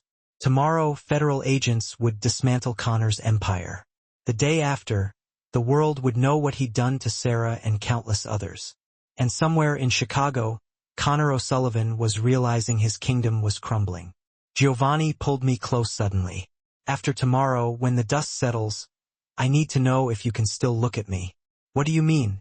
I mean that by this time tomorrow, I'll have helped destroy a man, coordinated with federal agents to dismantle an organization that, while criminal, employed hundreds of people who now face prosecution. I'll have done it without remorse. His dark eyes searched mine. I need to know if the person I'm becoming is someone you can accept. I thought about Sarah, about Camila in a hospital bed, about Thomas Riley's daughter who'd almost lost her father to Connor's empire of fear. You're not becoming someone new. You're becoming someone better than you were. I touched his face gently. The old Giovanni would have just killed Connor and everyone connected to him. This Giovanni found a way to get justice while protecting innocent people. That's growth. Even if my methods aren't exactly legal. Even then, I kissed him brief and gentle. Nobody's perfect, but you're trying. That counts for something. His phone rang. Sergio's name. Giovanni answered, listened, and his expression went cold. Connor just issued a direct challenge. Wants to meet tomorrow night on neutral ground to settle this like men. He set the phone down carefully. It's a trap, has to be. Or it's a desperate man trying to maintain some illusion of control, I said slowly. Either way, it's an opportunity. To do what? To end this face to face. Let him think he has power, then watch federal agents arrest him in real time while we're watching. I pulled up the raid timeline. The raids start at 6 a.m. tomorrow, by 8 p.m. When Connor wants to meet, his entire operation will be in federal custody. He just won't know it yet. Giovanni stared at me. Then he started laughing, genuine and surprised. You want me to show up to his trap after his empire is already gone? Let him think he has leverage he doesn't have, and then watch his face when he realizes he's lost everything. I smiled. Call it psychological warfare. It's brilliant. It's also insane and dangerous. So is everything else we've done. I held his gaze. But this way we get to see Connor's face when his world ends. For Sarah, for Camila, for everyone he's hurt. Giovanni pulled me into a fierce kiss. When he pulled back, his eyes were bright. All right, we do this your way. But Natalie, if anything goes wrong tomorrow, if there's even a hint of danger, you run. Promise me. Promise. But even as I said it, I knew the truth. I was done running, done being the person who let dangerous men dictate the terms. Tomorrow, Connor O'Sullivan's reign would end, and I was going to make sure I was there to watch it fall. The federal raids began at 6:02 a.m. I watched them unfold on news feeds from the safe house, coffee growing cold in my hands. Agents in tactical gear swarming warehouses, offices, residential properties, helicopters circling, reporters scrambling to cover the breaking news about the largest organized crime bust in Chicago history. Giovanni stood at the window, phone pressed to his ear, coordinating with contacts across the city. How many arrests so far? Pause. Good. And the accounts? Another pause. Frozen, all of them. Excellent. By noon, federal authorities had arrested 47 people connected to Connor O'Sullivan's organization, seized 12 properties, and frozen assets worth an estimated $70 million. Connor himself remained at large, but his empire was burning. Marcus' story went live at 2 p.m. I read it 3 times, throat tight. He documented everything: Sarah's murder, the falsified police reports, the weapons trafficking, the money laundering, quotes from federal prosecutors, statements from Thomas Riley about the systematic corruption, photos of documents proving Connor's involvement. And at the center of it all, Sarah. Her picture from college graduation, bright-eyed and optimistic. The story Marcus told about her courage, her integrity, her death. She would have liked this, I said quietly, seeing her name attached to something that mattered. Giovanni read over my shoulder. She got justice. That's what matters. His phone rang. He checked the screen, expression hardening. It's Connor. He answered on speaker. Connor O'Sullivan's voice came through, rough and barely controlled. You destroyed everything. My businesses, my people, my legacy. You destroyed yourself. I just helped speed the process. Giovanni's voice carried no sympathy. We still meeting tonight? Or are you too busy running from federal warrants? Oh, we're meeting. 8 p.m. The old steel mill on Goose Island. You remember it, Ricchetti? Where you killed my son. Where your son. An hour prior, everything went sideways. The warehouse was reduced to ash, my guys were taken out. And just like that, the familiar warmth between me and Natalie hit sub-zero temperatures. I'm going with you. Absolutely not. Those men are dead because Connor knows we're building a case. I need to see what we're up against. And with that, she grabs her jacket. I'm not asking for your permission. For a second, I thought she'd start an argument, but she just gave me a curt nod. Stick close. Do exactly as I say. Got it? When we got to the warehouse, it was still smoldering. The street was lined with fire trucks, firefighters trying to keep the blaze from spreading to anything else. Cops had blocked off traffic and were interviewing people who likely saw nothing. My guys were standing off to the side, trying to avoid any attention.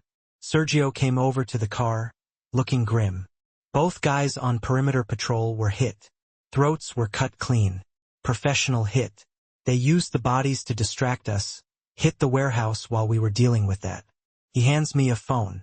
They left this on one of the bodies. I checked it. My jaw tightened up. It was a text.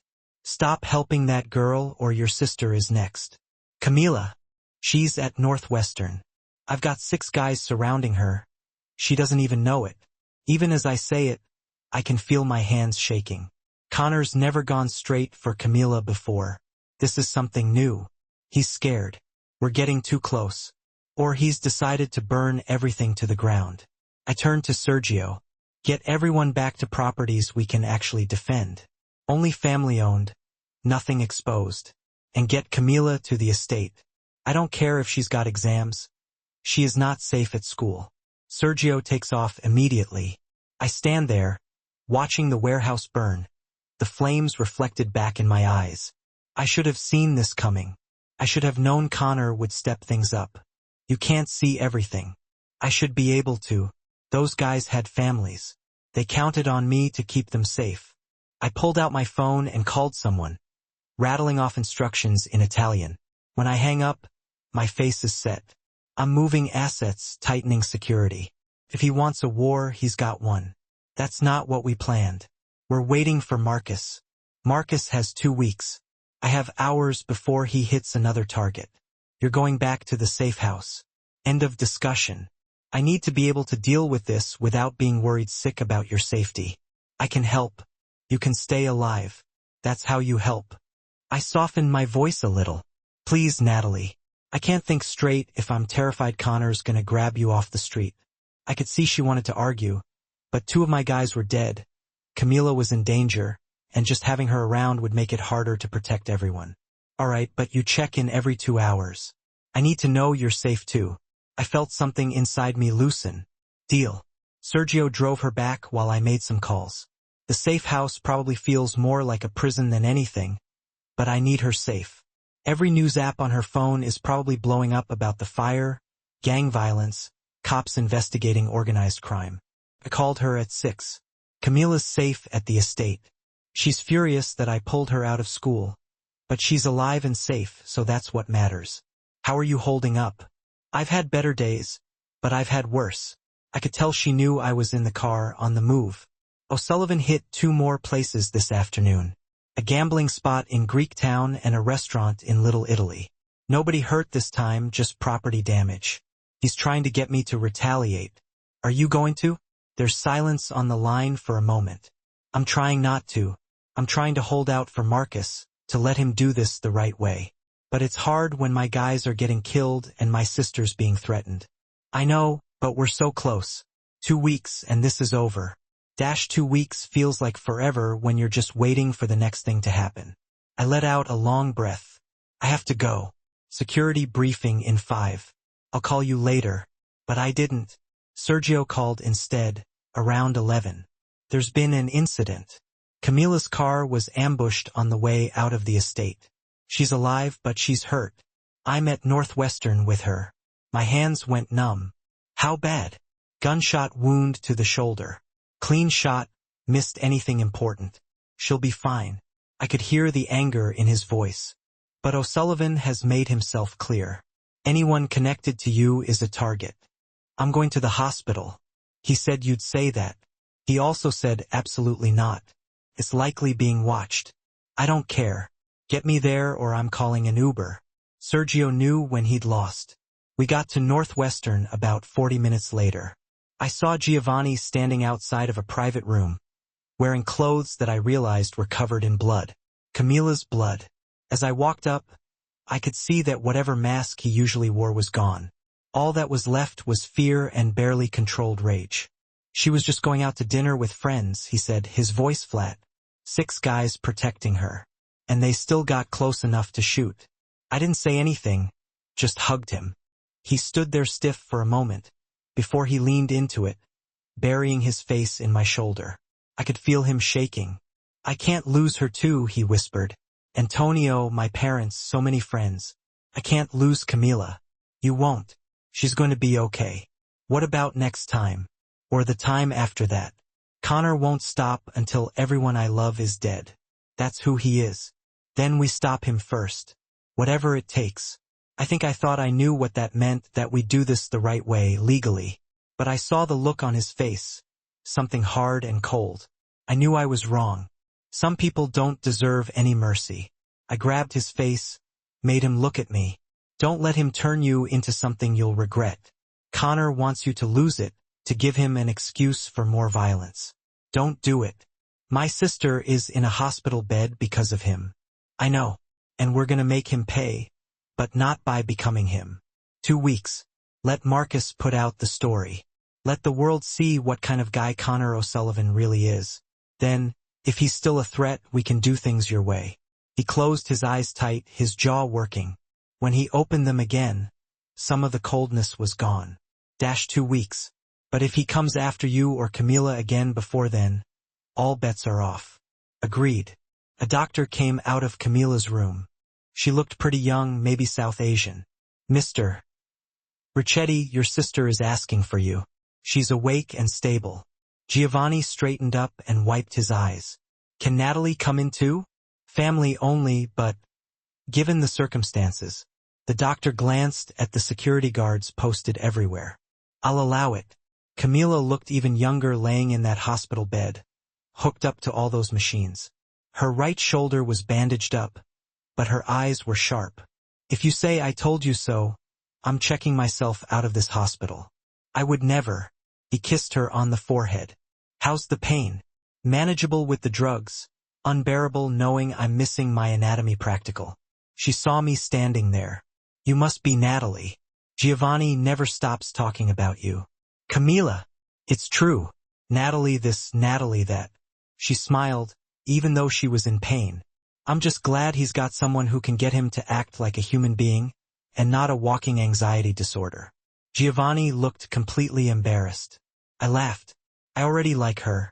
Of course you do. You're gonna team up on me. But I could see the relief in his face. Get some rest. We'll talk about school later. We'll talk about me going back to school, Camila corrected. I'm not hiding from Connor O'Sullivan. I'm not going to let him control my life. I can fix your life. I can't fix you. Gio, she said, using a nickname from when they were kids. I'm not made of glass. And I'm not gonna back down from some crazy person who thinks shooting people solves problems. She looked serious. Destroy him. You do what you have to do. Giovanni took her hand, squeezed it. I'm working on it. We left her to sleep. Outside, the sun was coming up over the city.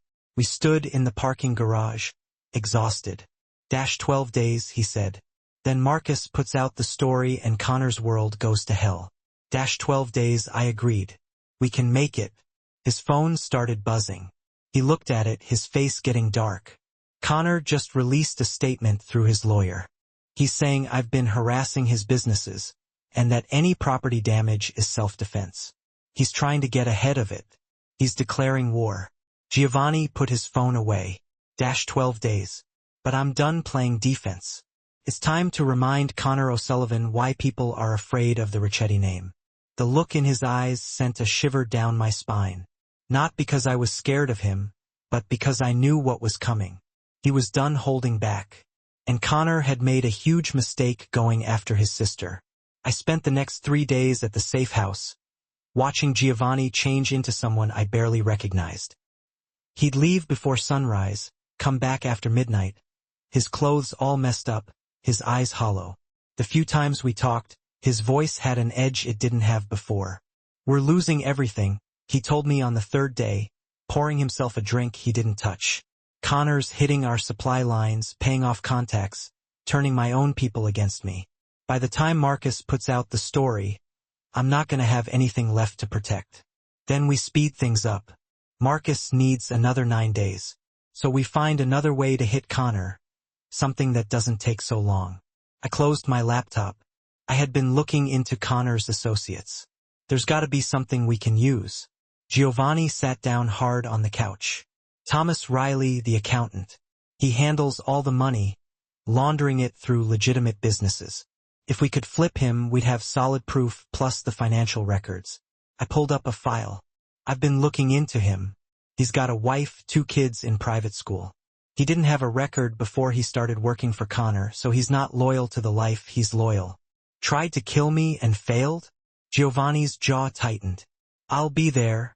But understand this, Connor. You lost. This meeting changes nothing. We'll see about that. The line went dead. I looked at Giovanni. The steel mill is where Patrick died 6 years ago. Where this all started. He set the phone down carefully. Connor wants closure on his terms. One final confrontation where he gets to play the aggrieved father. It's definitely a trap. Absolutely. Which is why I'm bringing 30 men and enough firepower to start a small war. He pulled me close. You're staying here. I know you want to see this through, But I'm coming. I cut him off firmly. Connor threatened me, vandalized my diner, killed my sister. I deserve to see this end. Natalie, you once told me I wasn't fragile. Prove you meant it. I held his gaze. I'm not asking to be in the line of fire, but I'm asking to be there. Please. He struggled with it. I saw the war in his expression between protection and respect. Finally, he nodded. You stay in the vehicle armored with Sergio and 2 other guards. You don't exit unless I give the all clear. Understood? Understood. We arrived at the old steel mill at 7:45 p.m. The place was a skeleton of rusted metal and broken windows, abandoned for decades. Perfect location for an ambush. Giovanni's men secured perimeter positions while Sergio parked our SUV with clear sight lines to the main entrance. Connor arrived at 8:03 p.m. Just 3 vehicles, maybe a dozen men. Significantly less force than Giovanni had brought. Either Connor was genuinely alone, or his backup was hidden extremely well. Connor himself looked like a man who'd aged 10 years in 2 days. Late 50s, gray hair unkempt, expensive suit wrinkled. He stood in the center of the mill's main floor, spotlit by the setting sun through broken skylights. Giovanni exited our vehicle. Sergio tensed but didn't stop him. I watched through bulletproof glass as Giovanni crossed the open space, stopping 20 feet from Connor. Their voices carried in the empty space, echoing off the metal walls. 6 years, Connor said. 6 years I've waited for this moment. To watch your empire crumble like you made mine crumble. Your empire crumbled because you built it on violence and corruption. Mine still stands. Giovanni's posture was relaxed but ready. Whatever you're planning, it won't change what happened today. Federal agents have everything. Riley gave them everything. Riley was always weak, just like you're weak. Connor's voice shook. You took my son from me, my only child. Do you understand what that's like? Watching your legacy die. Your son tried to murder me. I defended myself. Giovanni's voice hardened. And for 6 years you've responded by killing innocent people, including a 24-year-old translator who just wanted to do honest work. Sarah Hayes. Connor laughed bitterly. She stuck her nose where it didn't belong. Just like you. Just like everyone who's ever crossed me. I couldn't stay silent anymore. I opened the vehicle door despite Sergio's protest. Sarah was my sister. My voice rang out across the empty space. Both men turned. She was brilliant and kind, and she died because of you. Connor's expression twisted. The waitress. I should have killed you when I had the chance. You should have, but you were too busy playing games. I walked forward slowly, aware of Giovanni's tension, but unable to stop. You wanted revenge so badly that you destroyed yourself getting it. Now you have nothing. No organization, no money, no future except prison. I have this. Connor pulled a gun from his jacket. Everything happened in seconds. Giovanni moved toward me. Connor's arm came up and I saw it. The red laser dot on Connor's chest from somewhere in the rafters. A sniper Giovanni had positioned hours ago. But the shot didn't come from the rafters. Came from behind Connor. One of his own men, weapon raised, fired twice. Connor jerked, stumbled. The gun fell from his hands. Federal agent, the man announced, pulling credentials. Connor O'Sullivan, you're under arrest for murder, racketeering, weapons trafficking. More agents emerged from positions I hadn't noticed. They'd been here all along, waiting. Connor collapsed to his knees, blood spreading across his shirt from what looked like shoulder wounds. Non-lethal, deliberately placed. Giovanni reached me, pulled me behind him protectively. But the danger had passed. Agents swarmed Connor, weapons trained, reading him his rights as he bled and swore. You set this up, I said quietly to Giovanni. You knew the feds would be here. I suggested it might be a good place to arrest him safely, away from civilians. Giovanni kept his eyes on Connor. I wanted you to see him caught, but I also wanted to make sure nobody else died tonight. This way everyone goes home. Connor was screaming now about lawyers and rights and corruption. The agents hauled him to his feet, wounds already bandaged by a tactical medic. As they dragged him past us toward waiting vehicles, his eyes locked on Giovanni. "This isn't over. I'll find a way. It's over." Giovanni's voice was final. "You lost. Your organization is dismantled. Your assets are seized. Your people turned on you to save themselves. You'll spend the rest of your life in a federal prison wondering where it all went wrong." He paused. "The answer, by the way, is that night 6 years ago when you raised your son to think violence solved problems. He learned from the best and it got him killed. That's on you, Connor. Not me." Connor tried to lunge forward. The agents restrained him easily, dragging him away, still screaming threats. We watched until the vehicles disappeared, leaving only the shell of the old steel mill and the setting sun. "It's done," Giovanni said quietly. "Really done." "Yes." I leaned against him, exhausted. "What happens now?" "Now the legal system handles Connor. He'll face trial. Probably get life imprisonment given everything Riley and others are testifying to." Giovanni turned to face me. "And we figure out what life looks like without a war hanging over us." 3 months passed before life resembled anything close to normal. The federal trials dominated the news cycles. Connor was convicted on 17 counts and sentenced to life without parole. His remaining organization fractured completely, absorbed by other families or dismantled by authorities. Giovanni kept his word about restructuring. He promoted new leadership for the family's remaining questionable operations while investing heavily in legitimate businesses. Still a Rossetti, still powerful but less exposed, more strategic. I reopened Hayes Diner with insurance money and a generous loan from Giovanni that I insisted on repaying with interest. He'd offered to just buy the building and gift it to me. I'd threatened to break up with him if he tried. "We're dating now?" he'd asked, amused. "If you're going to be in my life, we're doing it properly, which means I keep my independence and you respect it." He'd agreed. Had been agreeing to everything I asked for 3 months. It should have felt like victory. Instead, it felt like building something real. Anna returned to work once the danger passed, though she kept a baseball bat behind the counter now. "Just in case," she'd said with a wink. Camila recovered fully and went back to school. She visited the diner occasionally, always ordering pie and telling embarrassing stories about Giovanni's childhood. I liked her immensely. On a Tuesday afternoon in early spring, I locked the diner door after the lunch rush to find a small box on the counter. Inside, Giovanni's family ring, the one that started everything. A note accompanied it. "This belongs with Sarah now. Will you come with me to finally let it go?" I called him. "Where are you?" "Downstairs if you're willing." He was leaning against his car, hands in pockets, looking uncertain in a way I'd never seen him. I held up the box. "You're sure?" "I'm sure. Sarah earned it. And maybe if we leave it with her, we can both move forward." We drove to the cemetery where Sarah was buried. I'd paid for a better headstone with my share of the reward money from the federal case. Sarah Elizabeth Hayes, beloved sister. She stood for truth. Giovanni knelt, placed the ring on the grave. "I'm sorry we never met properly. Sorry my world touched yours and destroyed it. But your sister made me want to be better. Thank you for that." I added flowers. I brought wild roses. Sarah's favorite. "You'd like him, I think, eventually, after you finished yelling at him for getting you killed." Giovanni smiled slightly. Would she have yelled? Absolutely. Sarah never met an authority figure she didn't question.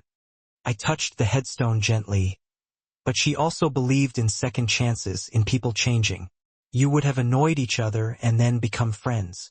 We stood in silence for a while. Finally, Giovanni took my hand. "I need to ask you something." "Okay. Move in with me. Not the safe house. My actual home. The one I haven't shown you yet because I was terrified you'd hate it and hate me by extension." The words came quickly, nervous. "I know it's fast. I know we agreed to take things slow. But I wake up every morning wanting to see you and go to sleep every night wishing you were there. I'm tired of slow. I want to build a life with you." My heart hammered. "What kind of life?" "Whatever kind you want. I'll commute to the diner every morning for coffee if that's what it takes. I'll learn to make small talk with truckers. I'll become the most boring, legitimate businessman Chicago's ever seen. He squeezed my hand. I just want to do it with you.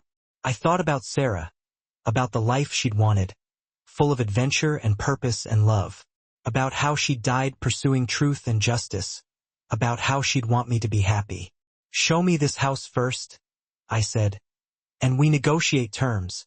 I'm not giving up my independence or the diner. Wouldn't dream of asking you to. And you keep transforming those questionable operations into legitimate ones, already in progress. And you introduce me to your entire family as your girlfriend, not just some woman you're protecting. He pulled me close, eyes bright. I'll take out a billboard if you want. Giovanni Rossetti is hopelessly in love with Natalie Hayes, and she tolerates him for reasons he doesn't understand. I don't tolerate you. I paused, took a breath. I love you, even though you're complicated and dangerous and you paid $200 for coffee you didn't drink. I love you too, even though you're stubborn and reckless and you threatened to break up with me over a business loan. We kissed there in the cemetery. Spring sun warming the air. Sarah's grave between us when we pulled apart. I could have sworn I felt her approval. Sarah had always wanted me to take risks, to live fully, to love fearlessly. I was finally doing all three. Giovanni's house turned out to be a converted brownstone in Lincoln Park. Historic, beautiful, and surprisingly cozy. Despite the security system that could probably withstand a military assault, I moved in 2 weeks later with Anna's blessing and Camila's enthusiastic help. The diner thrived. Giovanni showed up most mornings for coffee, charming the regulars, and occasionally washing dishes when we were short-staffed. It was domestic and strange and perfect. 3 months after moving in, I found a positive pregnancy test in my bathroom. Giovanni found me sitting on the bedroom floor, test in hand, tears streaming down my face. Natalie, what's wrong? He crouched beside me, saw the test, and went completely still. Are you pregnant? The words felt surreal. I'm pregnant, and I don't know if I'm terrified or excited, or both. He pulled me into his arms, and I realized he was shaking. I'm definitely both. Maybe more terrified than excited, possibly panicking. He pulled back to look at me. Are you okay? Do you want this? I think so. Yes, but Giovanni, we're bringing a child into your world. The world where people get shot and organizations war with each other. How do we make it safe? Safer than it was. His hands cupped my face gently. I've spent 3 months restructuring everything to minimize risk. We'll do more. Whatever it takes to give this child a life where danger isn't normal. You promise? Promise. On Sarah's memory, on everything I am. He kissed my forehead. We'll figure it out together. And somehow I believed him. Not because the world was safe or because danger had disappeared, but because Giovanni was trying, because we were building something better than what came before. Sarah would have approved of that, too. Giovanni's reaction to the pregnancy evolved through distinct stages. First came the terror. He'd wake at 3 a.m., reading parenting books, making lists of potential threats, researching the safest neighborhoods in Chicago. I'd find him calculating blast radiuses from the brownstone to various potential targets. You're spiraling, I told him at 4 a.m. One night, taking the notebook full of security protocols from his hands. Our daughter doesn't need a fortress. She needs a father who sleeps occasionally. Daughter. His voice cracked slightly. You think it's a girl? I know it's a girl. Mother's intuition. I pressed his hand to my barely there bump. And she needs you functional, not paranoid. The terror gradually transformed into something softer. He started attending every prenatal appointment, asking questions that made the obstetrician smile. He painted the nursery himself, refusing to let workers he didn't personally vet into our home. He talked to my stomach when he thought I was asleep, making promises about the life he'd give her. But the biggest change came 4 months into the pregnancy when I delivered my ultimatum. We were having dinner at the brownstone. Sergio and Camila joining us for pasta night that had become a weekly tradition. Giovanni was explaining a new business venture, something about shipping logistics when I set down my fork. I need you to step back from operations completely. The table went silent.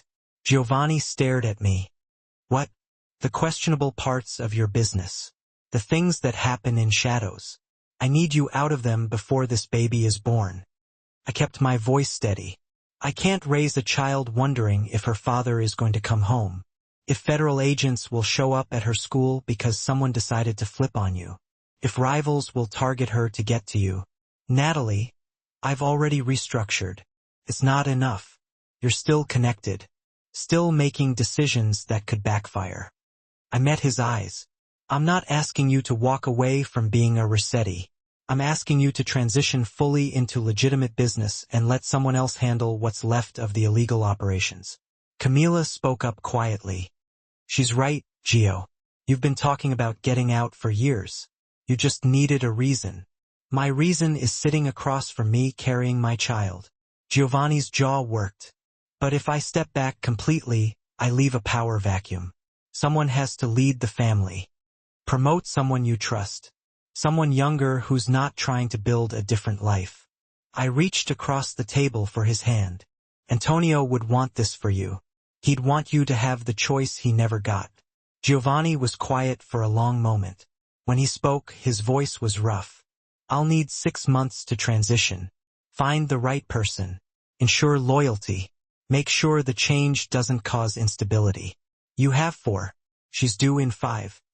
You're negotiating using our unborn daughter as leverage. I'm negotiating because I love you, and I want decades with you, not years cut short by violence. I squeezed his hand. Choose us, please. He chose us. The next 4 months were chaos.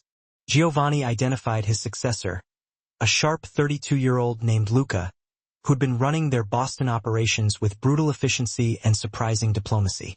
The transition was announced to family leadership at a meeting I didn't attend but heard about later. Some resistance, some relief. Universal respect for Giovanni's decision. They think you're going soft, Camila told me over coffee at the diner. I told them you're actually the scariest person any of us know because you made Giovanni Rossetti choose family over power. I didn't make him do anything. I just gave him permission to want something different. That's what makes it scary. She grinned. Also, I'm absolutely going to spoil this baby outrageously. Fair warning. By month 7, Giovanni's involvement in anything questionable had reduced to occasional advisory calls with Luca. He threw himself into legitimate ventures instead, expanding the family's import business, investing in real estate, even exploring tech startups. It was strange watching him transform into someone who attended city council meetings and charity galas. You look good in a tuxedo, I told him at a fundraiser for the children's hospital. Very respectable mob boss turned philanthropist.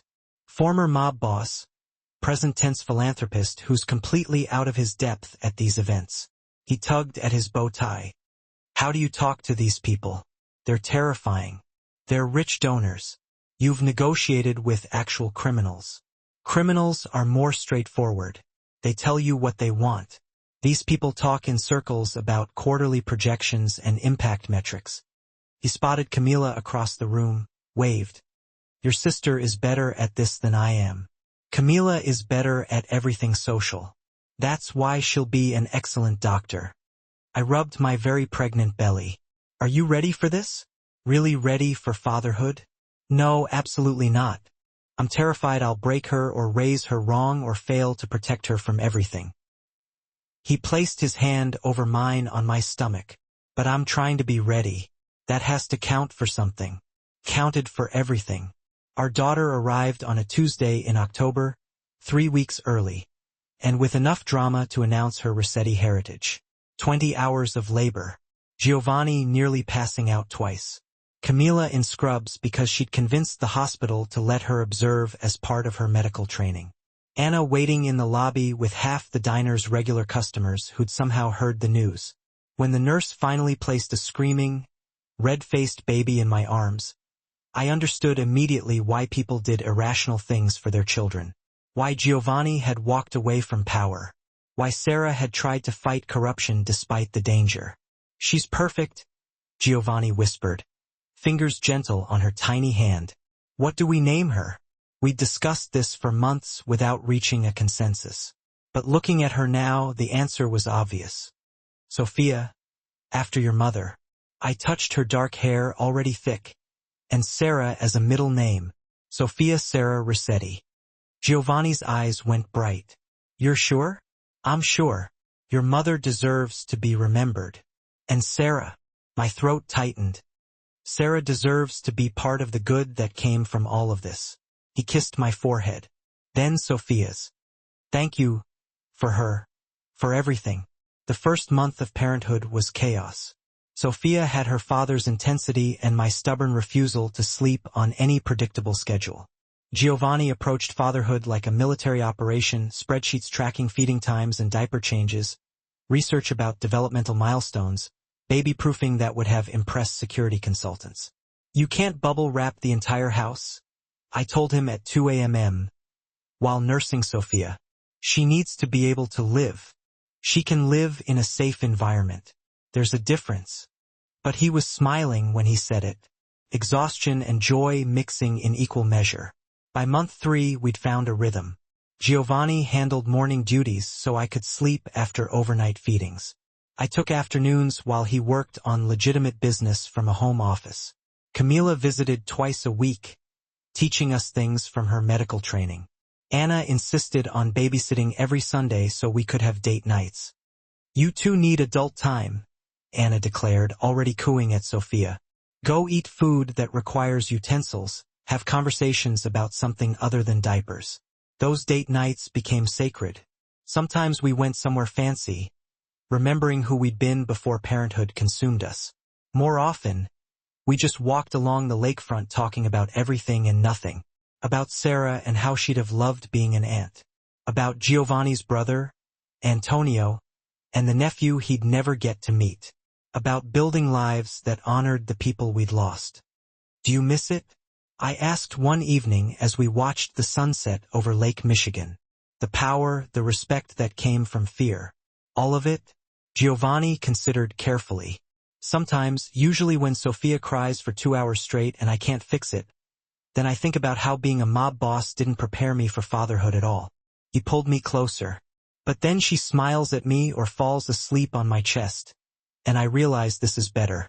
Harder but better. No regrets. Only that I didn't find you sooner. That Sarah had to die for us to meet. His voice went quiet. I'd change that if I could. Take a different path that didn't cost her life. I know, but we can't change the past. We can only honor it. I leaned against him. Sarah would like knowing her death meant something. That Connor's in prison. That you chose a different life. She'd probably also yell at me for getting you involved in my world at all. Definitely. Then she'd demand to babysit Sophia every weekend. I smiled through sudden tears. I miss her every day. I know. He held me while I cried. Something I'd done periodically since Sophia's birth. Grief mixed with joy. Loss mixed with love. The complicated reality of building happiness from tragedy. 6 months after Sophia's birth, I returned to the diner part-time. Giovanni had offered to hire full-time staff so I wouldn't have to work, but I'd refused. The diner was mine. My connection to my parents, to Sarah, to the life I'd built before everything changed. I wasn't giving it up. So Giovanni learned to operate the espresso machine. Camila covered occasional shifts. Anna remained the backbone of the operation, and I brought Sophia with me sometimes, letting her sleep in a bassinet behind the counter while I poured coffee for truckers and regulars who'd known my family for decades. She's gonna grow up smelling like coffee and hearing stories about the weird 3 a.m. crowd. I told Anna one afternoon while Sophia napped. Sounds like a good childhood to me. Anna adjusted Sophia's blanket gently. Your parents would be proud, honey, of this place, of how you survived everything, of that beautiful baby. And Sarah would be beside herself with joy, probably spoiling Sophia rotten and teaching her Italian curse words to horrify Giovanni. Anna smiled. But mostly she'd be proud you found love in spite of everything, that you chose to be happy. On a random Thursday when Sophia was 8 months old, Giovanni showed up at the diner during the lunch rush with flowers and a nervous expression. We need to talk, he said. My stomach dropped. That's never a good opening. It's good. Promise. Can you take a break? We sat in our usual booth while Anna watched Sophia and the counter. Giovanni pulled out a small box, set it on the table between us. I know we were doing things backward. Living together, having a baby, building a life without following the traditional steps. He opened the box. Inside, a simple diamond ring, elegant and understated. But I want to do this part right. Natalie Hayes, will you marry me? I stared at the ring, at Giovanni, this complicated man who'd walked into my diner 10 months ago and changed everything. Who'd helped me find justice for Sarah. Who'd transformed his entire life because I'd asked him to. Who woke up at 3 a.m. to soothe our daughter and made terrible dad jokes and loved me with an intensity that still took my breath away. Yes, I said. Obviously, yes. He slipped the ring on my finger, and the diner burst into applause. I turned to find Anna crying, several regulars grinning, and Sergio, who I hadn't noticed enter, looking suspiciously emotional. You planned this, I accused Giovanni. I wanted witnesses, people who'd hold us to it. He kissed me gently. Also, Anna threatened to ban me from the diner if I didn't propose properly with flowers and everything. I absolutely did, Anna called from behind the counter. We married 2 months later in a small ceremony at the same cemetery where Sarah was buried. Camila stood as my maid of honor. Sergio was Giovanni's best man. Sophia wore a tiny dress and slept through the entire thing. We kept it intimate, just family and close friends, exchanging vows with Sarah's headstone in view. I take thee, Giovanni Ricchetti, former criminal mastermind, current legitimate businessman, forever Sophia's terrified but devoted father, I said when it was my turn. Laughter rippled through our small gathering. To have and to hold even when you're ridiculous about baby-proofing. To love and to cherish because you chose to be better. For as long as we both shall live. Giovanni's voice was rough when he spoke. I take thee, Natalie Hayes, waitress extraordinaire, fierce advocate for justice, the scariest person I've ever met in the best way, to have and to hold, especially during 3 feedings, to love and to cherish because you make me want to deserve you for as long as we both shall live. We sealed it with a kiss while Sophia woke up and immediately demanded attention. Perfect chaos, perfect love. After the ceremony, I laid my bouquet on Sarah's grave. You'd have liked him eventually, I told her silently. Once you finished being furious, he makes me happy. I hope wherever you are, you're happy too. And thank you for the ring, for starting all of this. That evening, the diner hosted our reception. Anna had closed early and decorated with fairy lights and flowers. We danced between the tables. Sophia passed between aunts and uncles, regulars crashing the party with good wishes and terrible karaoke. Giovanni pulled me close during a slow song, Sophia asleep against his shoulder. This is not what I imagined my life looking like. Better or worse? Better. So much better. Terrifies me. He kissed my forehead. Thank you for taking a chance on a complicated man with a questionable past. Thank you for becoming someone worth taking a chance on. 6 months later, I found Giovanni at the diner on a quiet Tuesday afternoon. He sat in the booth where we'd first talked about the ring, Sophia in his lap, showing her pictures on his phone. What are you two doing? I asked, sliding in across from them. Showing our daughter her Aunt Sarah. Telling her the story about how her parents met because of a ring and justice and a very brave woman who tried to do the right thing. He looked up at me, eyes soft. She should know where she comes from. All of it. Sophia grabbed for the phone, babbling in her own language. Giovanni let her, patient and gentle. This man who'd ordered violence without flinching now spent his afternoons teaching our daughter about family and heritage and choosing to be better. I love you, I said suddenly. Have I mentioned that recently? Not in the last hour. I was starting to worry. He grinned. I love you, too, even though you make me work double shifts at the diner when we're short-staffed. Builds character. I have plenty of character. I'm a reformed mob boss turned respectable businessman and doting father. Keep telling yourself that. Former Don Ricchetti. He laughed, the sound rich and free. Sophia laughed too, not understanding the joke, but happy to participate. and I realized this was everything Sarah would have wanted for me. Love, laughter, safety, purpose. A life built from tragedy but defined by hope. The diner bell chimed. New customers entering. Time to get back to work. To the life I'd built serving coffee and raising a daughter and loving a complicated man who'd chosen change. But first, I leaned across the table and kissed my husband. Then I kissed our daughter's forehead. Family, hard-won and precious and worth every struggle to get here. Sarah's ring remained in the family vault, a reminder of where we'd started. But this, Sophia's laughter, Giovanni's peace, our quiet life, was the legacy that mattered. The proof that sometimes justice looks like vengeance, sometimes like trials, but most often like choosing to build something good from the rubble of what was lost. And that was enough. More than enough. It was everything. We'd done everything backward, really. Moving in together, having a baby, building a whole life together without any of the traditional steps or milestones in between. Then he opened the small velvet box. Inside, nestled on the satin lining, was a simple diamond ring, elegant and understated, just like him. But I want to do this part right, the proper way. Natalie Hayes, he said, his voice thick with emotion. Will you marry me?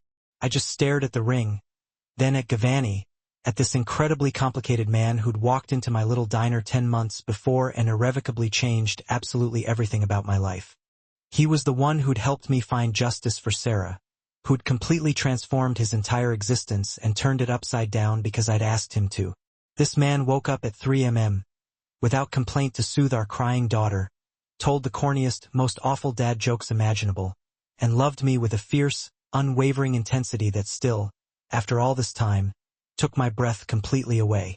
Yes, I finally managed to choke out. Obviously, yes, 1,000 times yes. He gently slipped the ring onto my finger, and in an instant, the diner erupted in thunderous applause and cheers.